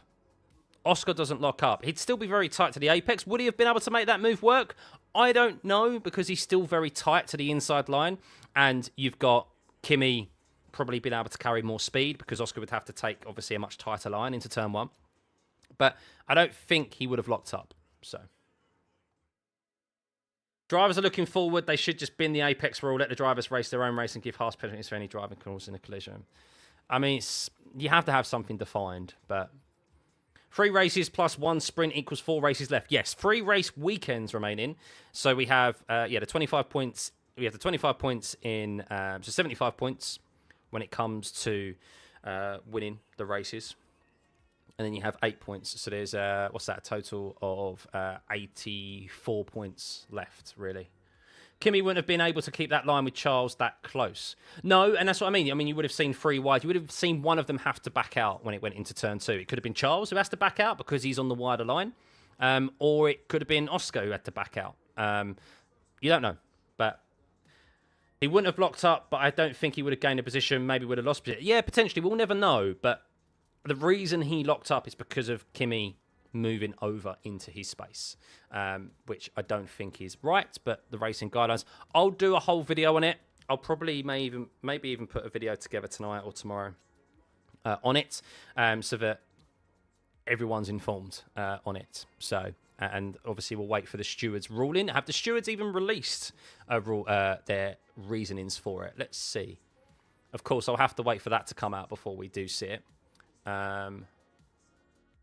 FIA, have they posted it? Because we can have a look at that, actually. They haven't released it yet. They haven't released it, so we'll see. The guidelines are terrible. Yeah, the guidelines are terrible. So, your question is, would Kimi even have been able to properly see Oscar before that collision? Well, this is the thing, isn't it? Is that visibility-wise, it's the risk. It is a risk of Oscar to send it down the inside, because how much does Kimi know about Oscar being there? Because he clearly knows Charles is on his outside, which is probably why he also gives him plenty of room.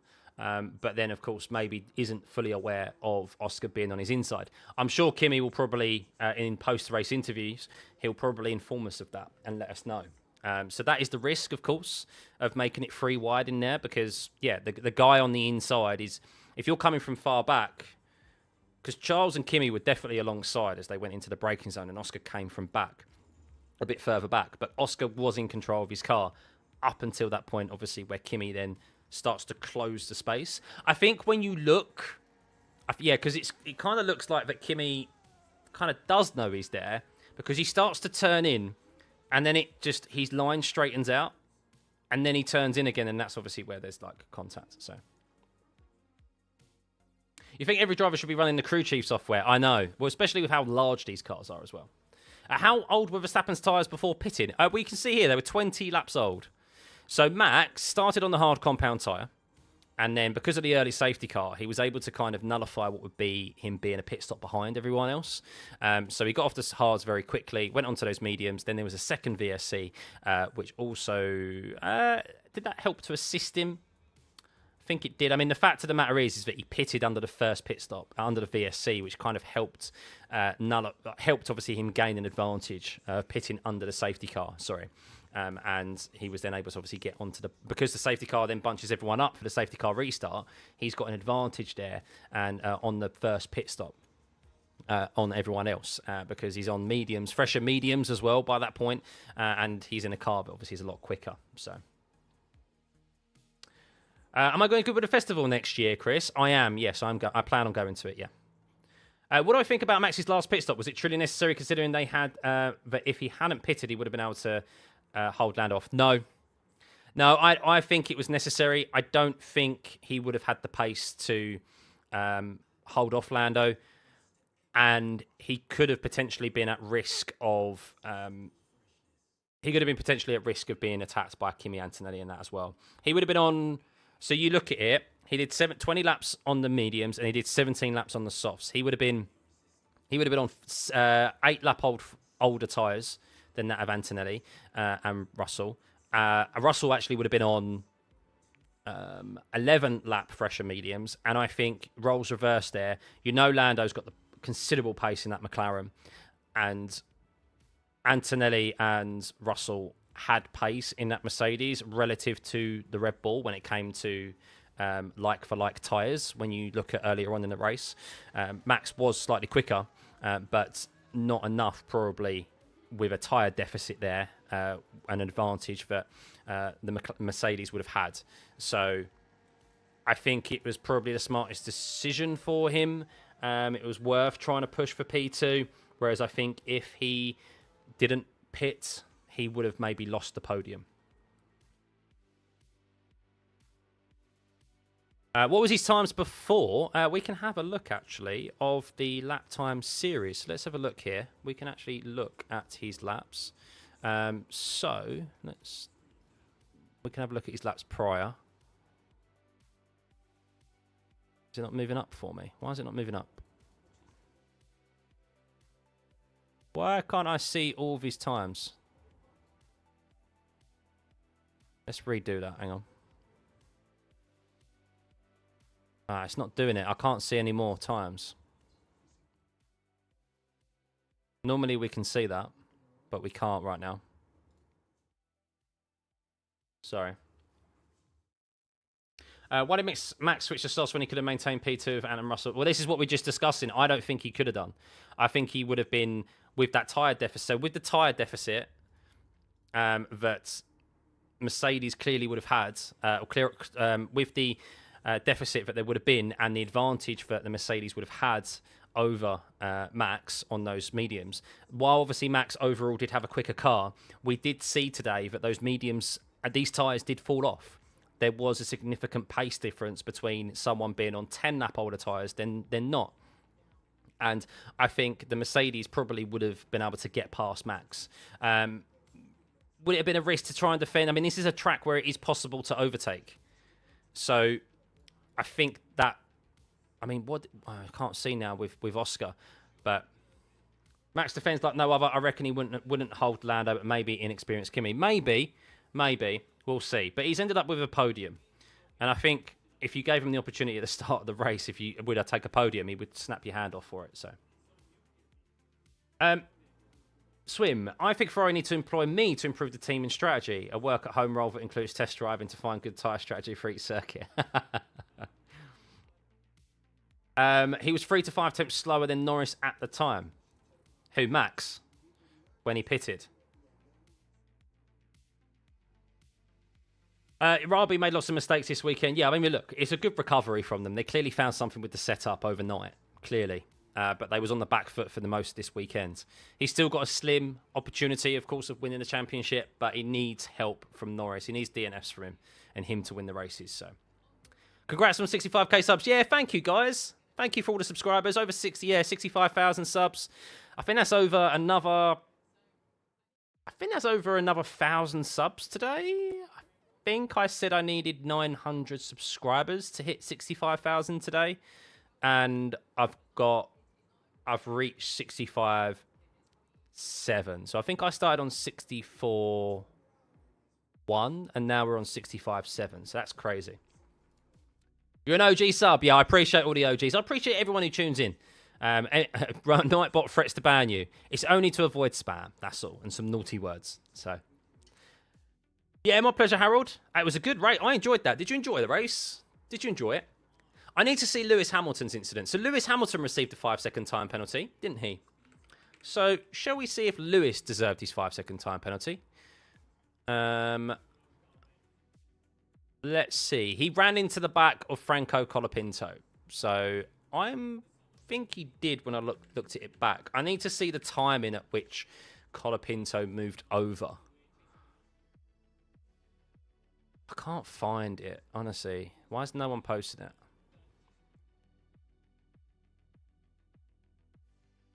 So this is Lewis's race start, guys, if you've yet to see it. That's Lewis's race start. And then I wonder if she's posted the incident with Lewis as well. Conveniently, she hasn't posted the incident with Lewis, I don't think. No post of Lewis. She hasn't posted Lewis's...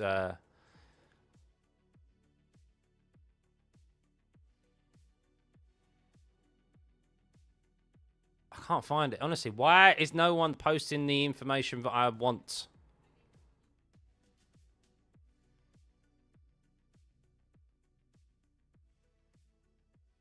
This is Franco's one. Franco, this is you placed a link in the Discord. Thank you, Dan. Much appreciated. So that's Gabriel Bortoletto's.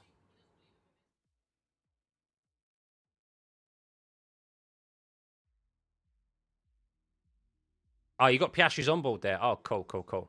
I'll have a look at that in a sec. Right, so this is Lewis's. And this is Lewis's onboard. Right. Did he deserve this? Did he deserve this? Let's see, shall we? Let's see.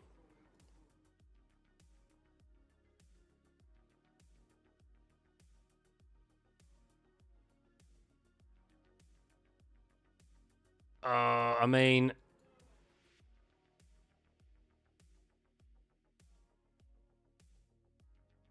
Yeah, that's all Lewis. That's all. I don't know what he's doing there.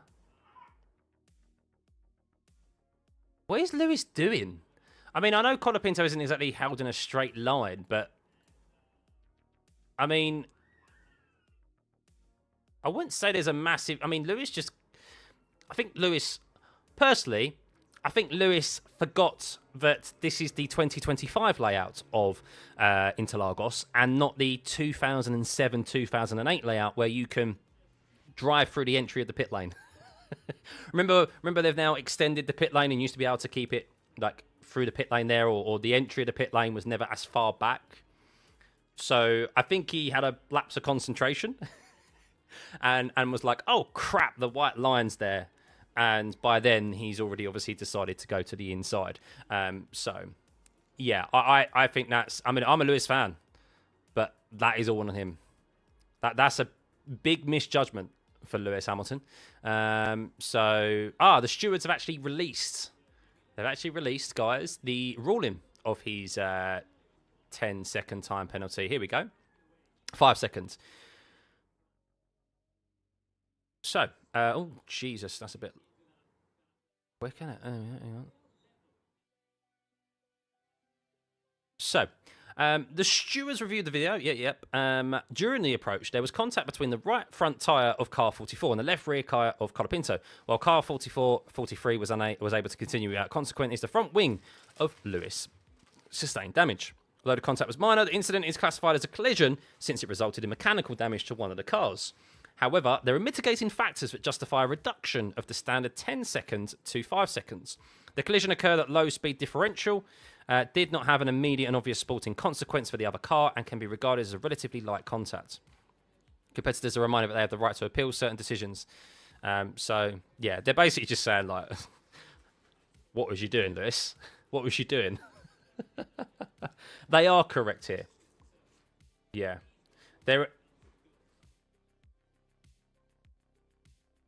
So that Sky are analysing it right now, by the way, and Jamie Chadwick has said Oscar is very hard done by here, as Kimi hasn't used the room available to him, and Oscar was more than sufficiently entitled to room. But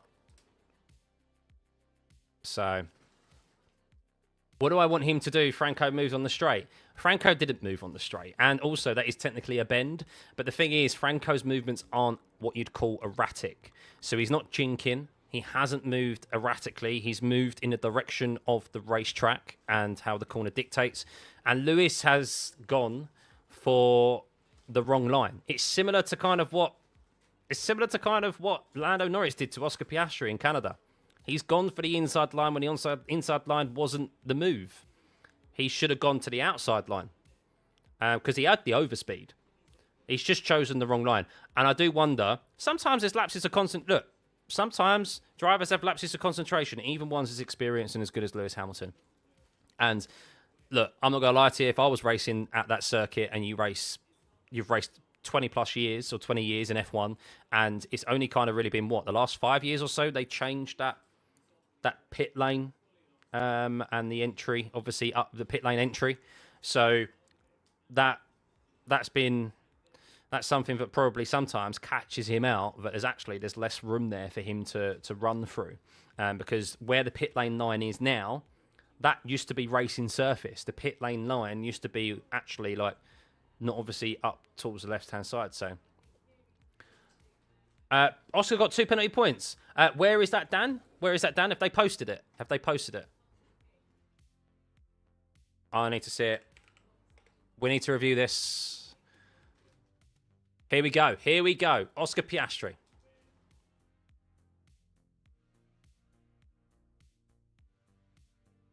Okay. Right, let's read this.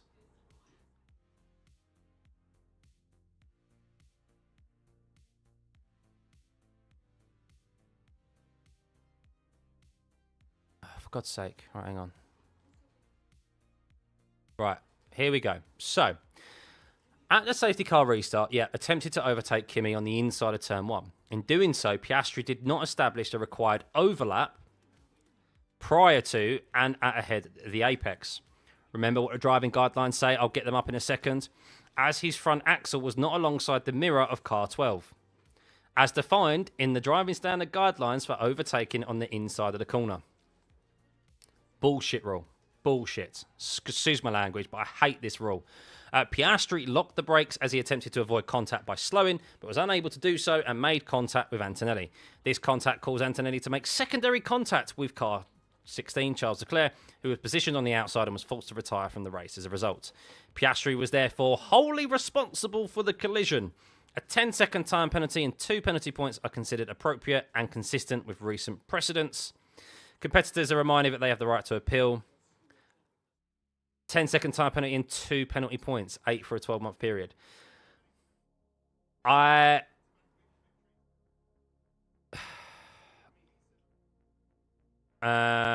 Let's have a look at those racing guidelines. I mean, this is what I don't like about this rule. It's what I said at the time when I saw it. I think I know exactly how they're going to rule it. And as per these guidelines, the stewards have applied the rules correctly. I don't like it, but that's how they are. And you can see here. So, overtaking on the inside of a corner. The entitled is to be given room when overtaking inside. The overtaking car must have its front axle at least alongside the mirror of the other car prior to and at the apex. Driven in a fully controlled manner, particularly from entry to apex, and not have dived in. So as I said, his front wheels were just behind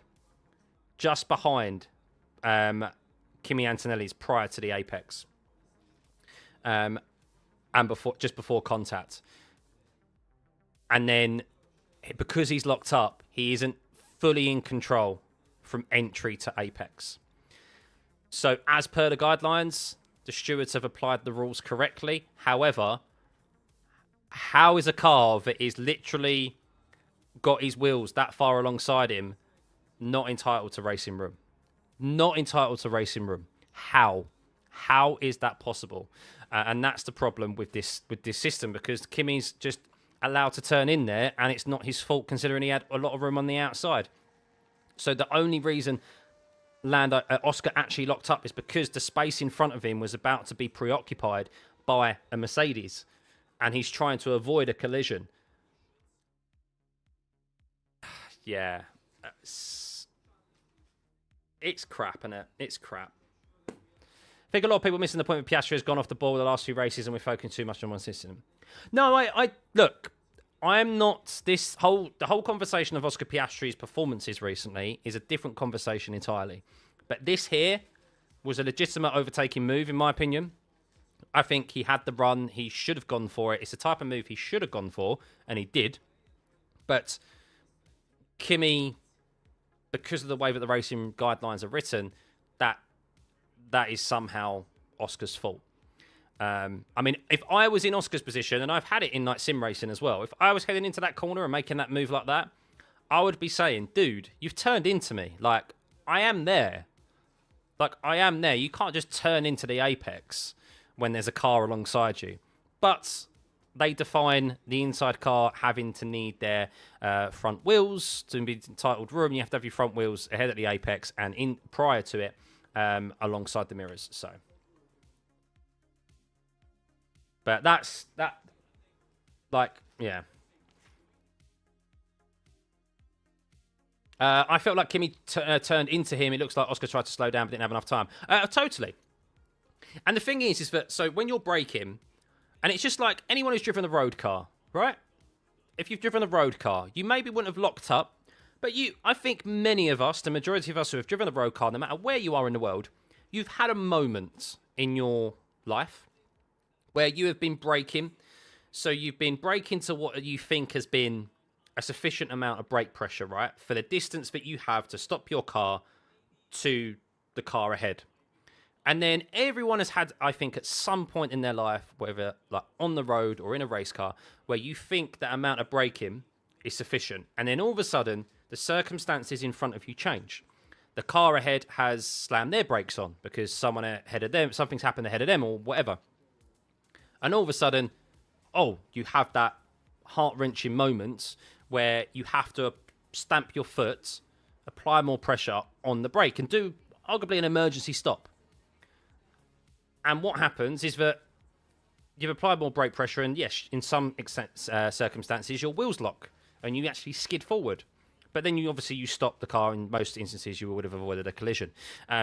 In this, a whoa moment. Exactly, a whoa moment. Everyone's had a whoa moment, and that's what Oscar just had here. He was going into a gap, into a space that he was in control of his car in doing so, and then all of a sudden that space was starting to be occupied, and that amount of brake pressure that he had to stop his car, his McLaren, to get into that apex sufficiently without running out obviously too far wide and causing a collision himself, started to be occupied, and he had to apply more brake pressure to avoid a collision with Kimi, but he was unable to do so because Kimi turned in too sharply into that corner and caused a collision there. And the fact that Kimi still was able to continue the race after colliding with Oscar and Charles is crazy. So, and that's what happens when, in that scenario, like Oscar's locked up. However, the stewards don't interpret it as that. They have to interpret it as per the racing guidelines because these are defined. This is what the drivers have agreed to as well. So the drivers are to blame for this. And they've applied the rules correctly. I'll do obviously a video on it. What did I say, guys? What was one of my predictions heading into this weekend? One of my predictions was that we were going to have some controversy from the stewards. I don't think this is particularly controversy from the stewards per se, but it's the racing guidelines again which have been brought up for discussion. Now, some will disagree. I've seen spanners, of course, already, and I'd love to be on the podcast tonight to dispute this. But he said how someone can lock up and when someone locks up and takes out two cars, how that isn't a penalty. I don't know how you can argue that. I can also see that being fair as well, but there's a reason, as we've just mentioned, as to why he locked up. So I hate this rule. It must be repealed. Didn't the drivers approve the guideline? If so, what were they thinking? Yeah, supposedly there may be changes for next season. I think there's going to be changes next season. Carlos Sainz obviously is now, what is he? He's George Russell's like deputy, I think it is, when it comes to the leader of the Grand Prix Drivers Association. So he has pushed for updates with these guidelines, and I think heading into going into next season, they are going to be altered. So. Well, it's the rule since karting, really. You can just force someone off with no repercussions. Well, it's a terrible rule. So, Charles was minding his business. You can see the on board, and he's just like, I'm on the outside. I've left plenty of room. Oh, what the hell? We've all been. Anyone who's done any form of online racing would have had that experience where you've left plenty of room on the inside. You're minding your own business, and bam, you end up crashed out, taken out for no fault of your own. Do I think Max can win this World Driver Championship? No, not now. He's 49 points behind. He needs 2 DNFs from Lando, which I don't see happening. Never say never, but I just don't see it happening. So yeah, that's it for Oscar when it comes to those racing guidelines. I will do a video on it. I'll do a video breakdown on it because, yeah, it's just wrong, really. It's just wrong. But it's not the stewards' fault this time. They have actually applied the rules correctly as they are written, but it's the racing guidelines that are the issue there. So, if your math is correct, Lando could win the World Drivers' Championship in Vegas. So mathematically, he would need to have So mathematically, no, he wouldn't be able to. Because Oscar is, you see there, Oscar's 24 points behind. So if Oscar DNF'd and Lando won in Vegas, and there's only one race, he would gain 25 points, which means he would be 49 points ahead of Piastri. With 2 races remaining, and one of those being a sprint race. So, yeah, he wouldn't be able to. Next time around in Vegas, he would be in Qatar. So really, it's about the only track he can win it before the last race of the season is Qatar, because he'd need to have over a race win, over 25-point difference heading into Abu Dhabi. So I would feel sorry for Charles, but he's been so naughty this season. He has been naughty this season. He has. But in this instance, you have to feel sorry for him because he did everything right. So, do I realise the rules are heavily influenced by the drivers and the teams? It's a delicate balance between all the parties involved, not just some nefarious attached to the FIA. No, I agree, Doc. I've said this as well. I said the drivers have themselves to blame because they've agreed to these racing rules. But they need to push back against them now because this is not how they should be going racing. It's not what we want to see, and it's not how we want. We don't want to see drivers who can just turn in willy-nilly. Like Oscar's move, I want drivers to go for that move. I want them to go for it, because if he pulled that off, we'd all be sitting here going, oh my God. We'd be lauding over it. Like, that's the sort of move we want to see from drivers. But of course, within control of the car, not forcing other drivers off track. We want it to see it happen within the confines of the racetrack and both drivers stay on the racetrack. And we want to see cars go side by side for multiple corners. We saw Liam Lawson and Nico Hulkenberg go side by side for 4 corners. I don't think I've seen that all season. Absolutely brilliant. So it is possible. It should be more than possible, but it's not because of the guidelines. And if you don't race to the guidelines and use these to your advantage, you end up losing out on more positions, as a few drivers have clocked onto this year. So people treat the drivers like some kind of reality TV show characters. They do. Yeah, I mean, that's Drive to Survive for you. What would be a good alternative rule? A good alternative rule would be to ensure that, as I said, like the lane system. So I think personally, a driver will know if someone if someone's like overlapping them. So if someone on the inside in particular has their front wheels overlapping the car you're overtaking, so the rear wheels overlapping, so front to rear, you know if a car is there. I'm pretty sure. I've never sat in an F1 car, but I can pretty much assume that they would probably know that there is a car just from feel and hearing that there is a car alongside them. And that is sufficient to know, okay, I need to leave him a car's width. I can't just turn in. It's not necessarily for him to back out as you're heading into the corner at that moment. After the corner is like, maybe you could say, like, as we mentioned earlier on, like ahead at the apex rule. So, okay, if he then hasn't got, like, if he then isn't gained position, obviously, on the further on. I mean, you need basically kind of like a two-lane system, really, where you're not then able to obviously occupy someone else's space and just turn into them or run them out of room. You need to leave sufficient room. And then once that overlap ends, you could say really that as long as you've got that overlap and you're the inside car, outside obviously it becomes a bit different. But if you've got the overlap of your front wheels on the rear wheels of the car you're trying to overtake while you're in the inside, and you continue to hold that overlap for multiple corners, that driver cannot like run you out of track. You are still entitled to racing room.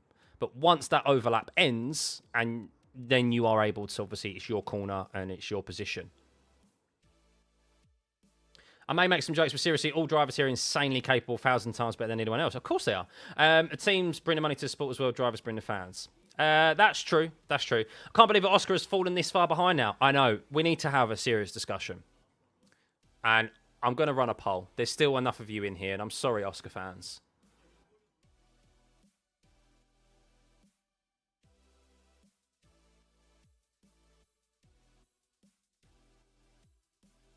And it needs to be, I'm sorry, but many have posed this question to Lando, and I think it needs to be put to Oscar as well. Is Oscar a bottle job?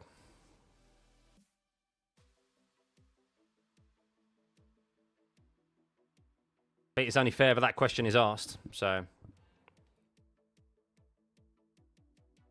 also false rules against the secondary driver over the primary. Even in the big teams, Max has way more leverage than Tsunoda and Red Bull. Yeah. I mean, look, that's just always human bias. It could be even unconscious bias sometimes, but yeah. I agree, Caden. I think bottle job is a ridiculous thing to say. I don't like that terminology, but I think you have to pose that question. I think it's only fair that people have used that terminology against Lando, that it's proposed in the next in the other direction. So a bottle job means that you've become overwhelmed by the pressure, and you have let a large lead slip, or you've lost a large lead. You've capitulated in your performances. Lando learned from last season. Oscar will learn from this. Yeah, I agree as well. Oscar is on damage limitation. I feel McLaren are afraid of his PU blowing off. I disagree with that. I don't think it's damage limitation at all. I think you're just seeing a performance gap between two drivers at this stage of the season at these type of tracks with the weight of a driver's championship as well. So, is Hamilton a bottle job? No, not necessarily. I wouldn't say Hamilton's a bottle job because he hasn't lost a championship from a demanding position before. So, Yuki failed to follow time penalty while the car was stationary for the purpose of serving the penalty. A mechanic began working on the car immediately. Oh my goodness. Yeah, not his fault. Not his fault. Oscar is definitely one of them ones I think politics have more to do with it. I don't think it's politics to do with it. I think Oscar has just arrived at circuits which haven't suited his driving style, and it's kind of spiraled. Now, if you look at last year, Oscar did not perform well at these circuits, and I think he has. I think it's just spiraled. He headed into these races probably knowing they weren't going to be his strongest, but the pressure has just mounted on top of him. He's seen the gap consistently get smaller to Lando. And I think, as I said, sometimes it may be a blessing and a curse. He's probably seen the data of Lando. He's analysed the data of Lando. And there's probably nothing more frustrating. And drivers have said it as well when they've come up against Hamilton, when they've come up against Max. Schumacher, they said, there's nothing more frustrating than looking at the data of your team, your faster teammate, and not being able to replicate it. And I imagine that's probably the same for Oscar Piastri. So he's like, I can see what my teammate's doing, but why can't I do it? Why am I off his pace? And then he's getting inside his head, and he's obviously got a very calm demeanour, but inside his own head, who knows the conversations that he's having with himself. Piastri's and Norris has been on very close to Piastri's heels for the first half of the season. Yeah, I mean, you could argue, and I said this I did say this. This is no disrespect to Oscar Piastri, but I did say Lando, I think, is still overall the quicker driver. But if you look at Lando on his good days, like his flawless days, they're better than Oscar's, and he'll beat Oscar. However, what we saw for the majority of this season is Oscar be more consistent. And in a 24-race season, weekend season, and especially when you've got a dominant car for as long as they did have, you only need to beat your teammate. And if your teammate is tripping up over themselves and is only having the odd perfect weekends here and there, then you're comfortably going to win over a 24-race season. But no one expected this sort of fall-off as we've seen from Oscar, because Lando hasn't been flawless. It's only the last 2 race weekends he's been flawless, but he's been consistent. He's consistently picked up, since Zandvoort, he's consistently picked up points. And he's played it smart. When the car hasn't been there to win races, he hasn't necessarily gone for moves that would have been risky and so forth. He picked up the points necessary to consistently close the gap and keep the pressure on, apply the pressure. And maybe he's seen something internally as well, Lando, going, he knows in the engineer briefings and things like that, or maybe just spending a lot more time with Oscar, he knows, I know he's not dealing well with this. I just need to keep applying the pressure. And then I know I'm heading to the end of the season where they're my tracks. They're my tracks. I'm good there. And that's what's happened. And Oscar, of course, hasn't been able to match him. Lando is really locked in. He has. He really has. So, but Oscar will improve. Of course he will. If Oscar doesn't win this, there's still a possibility he can. Never say never. But if Oscar doesn't win this, he will be a stronger driver for next year. I mean, look at him. No one. I don't think many expected him to win this year. To win this year at the start of the season because of how he's only in his third year of F1, and Lando's had done 8 years in F1. So he's learned from his experiences. He's gone for the tough times, and Oscar's going through some tough times at the moment, and he'll learn from it. And the next time, you learn more from your losses than you do from your wins, don't you? Anyone who's played any sort of sport, you analyse your losses, you analyse your poor performances better than others, more than others, and look, you need to have those lows to obviously have those highs, and he'll be a better driver for it. So.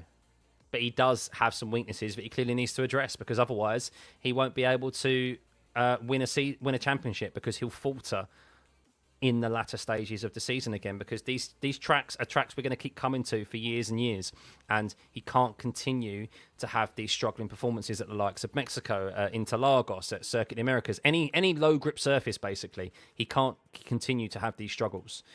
He needs to figure out how to get on top of that weakness because unless he's in another team, as an example, or unless he has a significant lead over his teammate, and I do suspect he'll be at McLaren for a good couple of years. I don't think he's going to go anywhere else until at least we know the order of the new regs. He's going to come up against Lando. So if he wants that opportunity to fight Lando again over and over, he needs to figure out how to get on top of those weaknesses. So. Morpheus, I nailed it. That is exactly the deal. Best described. I still think too that this is Oscar's third season. Is this good after that time? Let's see how he goes from there. Exactly. And many have said he's got a higher ceiling. So, yeah, fair. I mean, it's still overall. We look back. It's good. You can't not look back at it and see it's a missed opportunity because you had a 32-point lead. So I think Piastri doesn't win Vegas or beat Lando. It's in my opinion safe to say that Lando has one hand on the trophy. Yeah, he needs to finish ahead of Lando. He has to gain points in Vegas. He can't not gain points in Vegas because Lando is 24 points ahead. That's 1 point away from a DNF ahead of him. And he has to finish ahead of Lando. End of. If he doesn't, then yeah, it's definite one hand on the trophy for Lando for sure.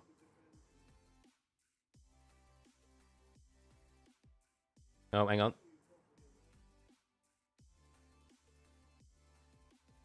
Kimmy's just saying that Oscar locked up and went straight into him, so not really putting any blame on himself, understandably. Piastri will get better depending on how fast he learns his mistakes. He'll be champion next season or next. Yeah, I mean, obviously it depends if he's given a car to do so.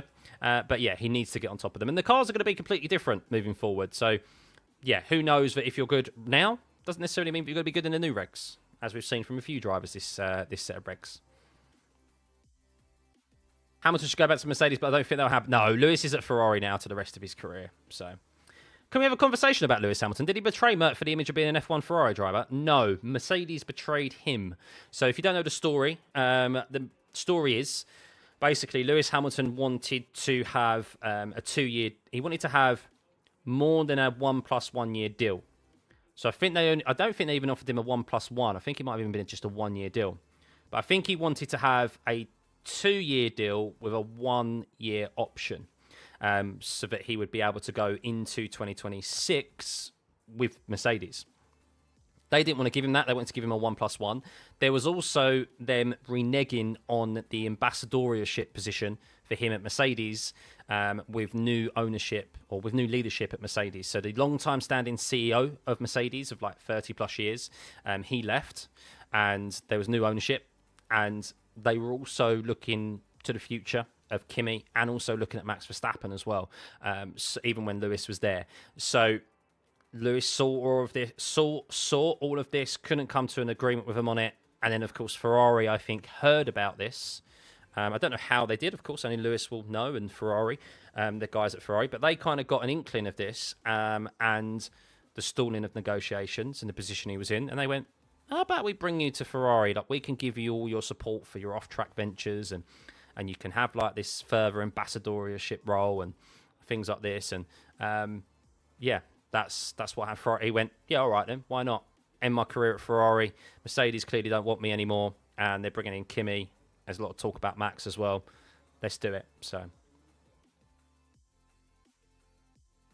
basically Schumacher all over again. Yeah, it's just the money, not a racing series. No. Norris has always been quicker than Piastri. He's just had a rough patch. But that's what we discussed earlier on in relation to Piastri, yeah. The consistency, of course. Lewis always wanted to drive for Ferrari, and due to his age, probably did. Yeah, I mean, look, the opportunity presented itself for him, and I guess why not take it? I think he wanted to stay at Mercedes. I generally do. I think if they could come to an agreement on all of those reasons, he would have stayed at Mercedes. I don't think he would have gone to Ferrari. But they're clearly heading in a different direction. This is what happens when you have change of leadership and stuff. So, and I get it. They probably were looking to the future as well, and they were thinking beyond Lewis Hamilton. But I mean, Lewis Hamilton. I mean, he's been in that team for over a decade. Like, I don't see how you wouldn't give him the opportunity. But yeah, there you go. An F1 driver who can't handle pressure isn't worth much. Piastri's value has plummeted. I mean, look, yeah, it definitely hasn't gone well for him. It's an overstatement. But we'll see. We'll see.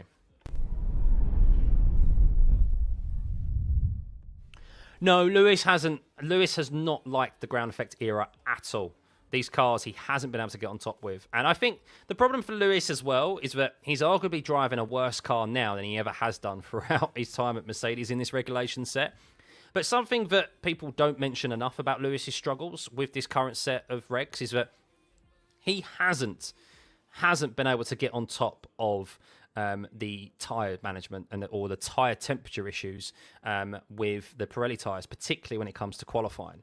His poor qualifying through Mercedes' time and era in this set of regs wasn't because he didn't have the pace. It's purely because he just couldn't get these peaky, sensitive Pirelli tyres in the right window on the outlaps and stuff. So he was playing around with the tyre blankets, and there was obviously the conspiracy that they weren't warming his tyres up correctly when he was leaving the pit box and stuff. No, it's purely just because Lewis was struggling, which Lewis has never done. He's never struggled with tyres. It's always been one of his strengths.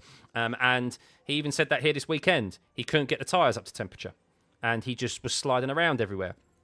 And we've seen comments from George Russell and other drivers state the same about Pirelli and criticise them for their tyre compounds and the way they've created them for this set of regulations. Because like, if you don't get the perfect outlap and you just can't do a decent time, you could be in the quickest car on the grid. But if you don't do a good outlap and get those tyres in the right temperature window, like a slight degree out, then you're sliding around all the place. And that's what Lewis has struggled with.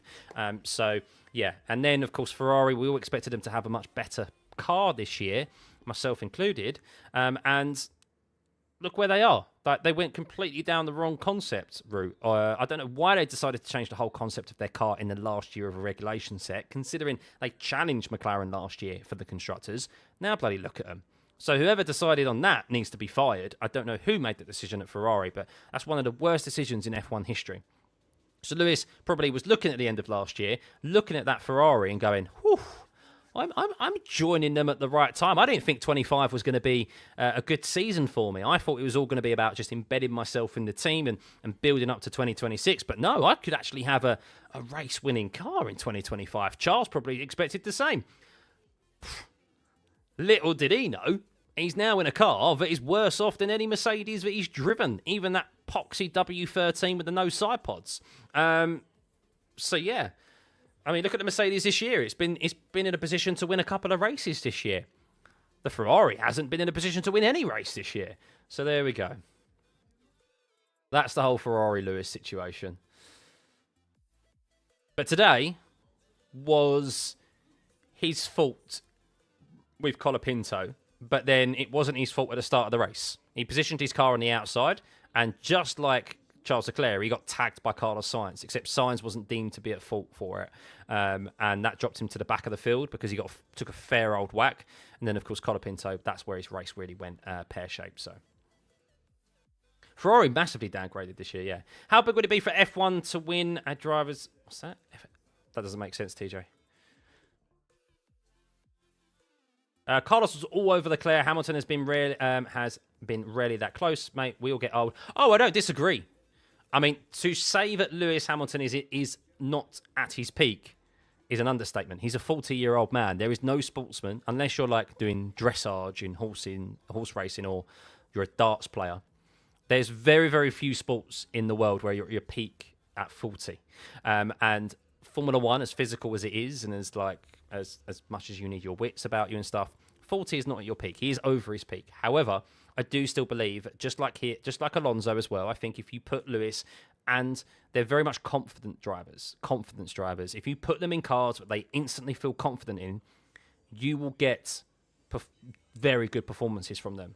And I think if Fernando Alonso was given a championship-winning car next year, unless he's hampered by a Lawrence Stroll so that his son can win, he will win a championship. As I also think of Lewis Hamilton as well. So the last 4 years have been confidence sapping for Lewis, and also Fernando Alonso. Look at Fernando Alonso when he had a car possible of like getting on podiums. Look how good he was. And Lewis is exactly in the same boat. So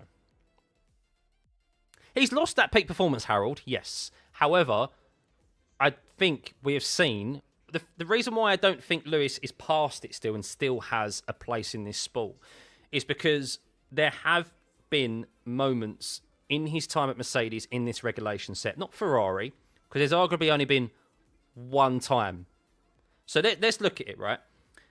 My argument that Lewis should stay in the sport is because he is still quick enough. And the reason for that is because the very few times the car has been in the position to win races at Mercedes and one time at Ferrari this year, which was China in the sprint race, Lewis has taken it. There's only one time where he hasn't, which was Interlagos in 22, was it? Was it George Russell's first win? So, but he came second. And Vegas last year, and he came second there. So, whenever the car has been in the window for him to build his confidence on, and it's been in a position to win, he has been there. He's either won or he's finished second, including Ferrari this year. So, for me, if you look at that, those slim opportunities that he's had to take them, he has. But the majority of time for this regulation set, he has been in a car that he just has never felt comfortable with. And that's really obviously made him struggle. So, yeah. Fred Vasseur to step away. So the rumour is that Vasseur has the first half of next season. If the car is not good out the blocks in the first half of 2026, he's gone.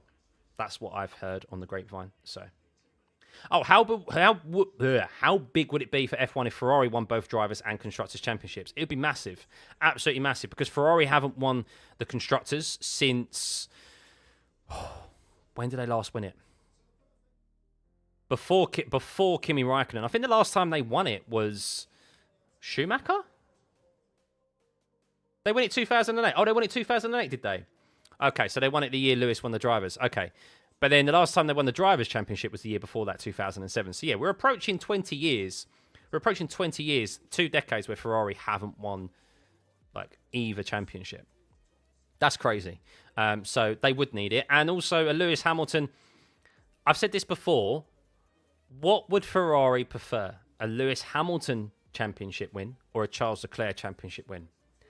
Hand over fist, they would prefer a Lewis Hamilton championship win, because there are so many storylines that I reckon there's just like Lewis Hamilton's move to Ferrari, just like I think you're kidding yourself if you think they prefer Charles. No way. What is more lucrative to them? Lewis Hamilton winning an historic 8th world title, winning a first world title with Ferrari in, as we just discussed, in nearly 20 years. And just overall making history. Lewis Hamilton is a name that kind of goes beyond the sport. Now, no one's bigger than the sport, but there are names in sports that even if you don't follow that sport, you know who they are. Michael Jordan, Lionel Messi, Cristiano Ronaldo, Roger Federer, Rafa Nadal, Lewis Hamilton, Michael Schumacher. They're names that you know even if you aren't included in the sport.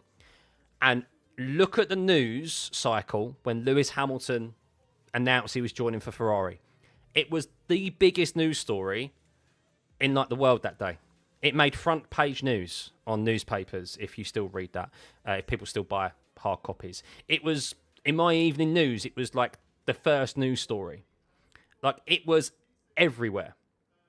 And yeah, Muhammad Ali and other boxers and stuff like that as well. Like, there's certain like names that go beyond the sport because people just like know how famous they are. Doesn't mean they're bigger than the sport, but people know of them, even if they don't follow it. And Tiger Woods as well. How did I forget Tiger Woods? But a Lewis Hamilton championship win, for the reasons that I just mentioned, winning it with Ferrari, winning it at the age he is, because he's Lewis Hamilton, because of the historic nature of it as well, because of how long it's been since they won a championship, it would be everywhere. The money they would make and the publicity they would get from it would last for an age, and people would talk about it forever. So that is why they would want Lewis to win it over Charles. People in team, doesn't mean people in the team internally, mechanics and engineers and stuff, wouldn't want Charles and would prefer Charles to win it because he's been at the team longer and so forth. But the higher ups, the people that pay for Lewis Hamilton to be at Ferrari, they 100% would prefer him. I feel like similar things have happened with Oscar, but overlooked as a Turn 1 incident. Yeah, it's not really. We've discussed it. I'm going to do a video on it. Andrew. The whole breakdown of the incidents, just like I did, of course, with Lewis Hamilton and Max, and of course Charles Leclerc stuff. I'm going to do a breakdown of it, tying it back to the regulations and the guidelines and stuff, and what I think should be proper. So, agree, an 8th with Lewis would be much more than a win with Charles. Yeah. Hamilton versus Alonso fight with Ferrari and Honda powered Aston Martin. Oh, that would be absolutely brilliant to see. When Lewis signed, Ferrari stock went up by 12%. Did it really? Oh my goodness. So how's the missus allowed me to be alive this long? Because she loves me. So, and she knows this is my future job. Hopefully one day. I don't watch World Endurance Championship. No, unfortunately. I do need to keep more on top of it. But anyway, on that note, actually, to be fair, Taco, I have been live for a long time and I need some dinner. So I just want to say a big thank you again, everyone, for your viewership today. The subscribers and everything. I've lost count of how many we've gained. What subscriber count are we on? We're on 65,767 subscribers. Unbelievable. We hit, I think, a PB in viewership today. Oh, I think we hit 30,000 viewers. It says here on my thing that we're just a bit short of it, but I think we hit 30,000 viewers today. That normally goes... There's normally a few hundred that haven't been accounted for. So, thank you, everyone. Oh, unbelievable. We still had some technical issues, but yeah, we sorted them very quickly. So, yeah, what a race weekend. Thank you for the gifted, by the way, Liam. Much appreciated. Yeah, thank you. And thank you for modding as well, Taco. Thank you, Nightbot, for keeping the stream good, and I hope you enjoyed it. I am going to go do, whether I do it this evening or do it tomorrow night, I am going to... Oh, Man City won 3-0. Okay, cool.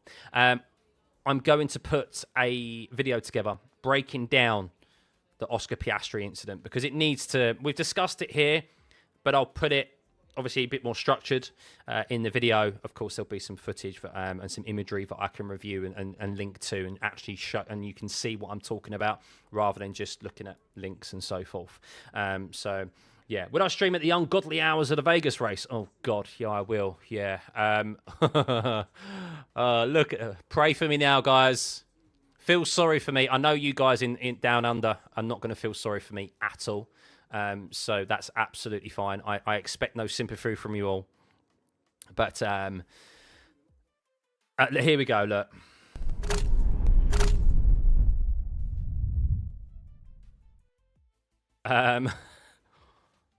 Vegas.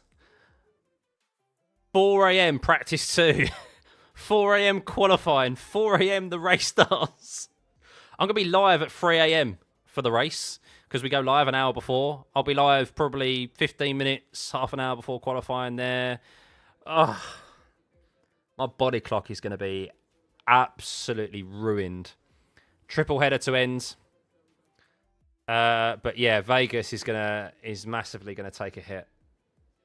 Ugh. Average Canadian experience, yeah. Only 65k subs. I'm such a good host. I thought I had hundreds and thousands. One day. Hopefully, we're on our way there, mate. We're on our way there. We've nearly doubled our subscriber count since the start of the year. We had I think we had 33,000 subscribers, or 34,000, something like that. We had under 35,000 subscribers at the start of the year, which is still amazing anyway, to have that many subscribers.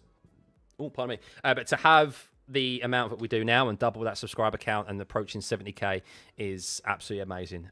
So that was my goal at the start of the year. So yeah, big thank you for everyone. We're doing the right thing in just doing what we're doing and bringing you great content, and I hope you are continuing to enjoy it. Don't think you'll be able to pull that one off, afraid, Dan. No problem. You can always watch it back. I don't blame you. I do expect the viewership to be lower than it was today at Vegas, or maybe I'll be surprised and there'll be actually quite a high viewership for it, but we'll see. But yeah, have a lovely rest of your Sunday, guys, and have a good start to your week. I will get a video out either this evening or tomorrow morning. I'll try and get it out this evening if I can. But yeah, have a lovely rest of your day. Good start to the week, and we'll catch you in the week. Bye, guys.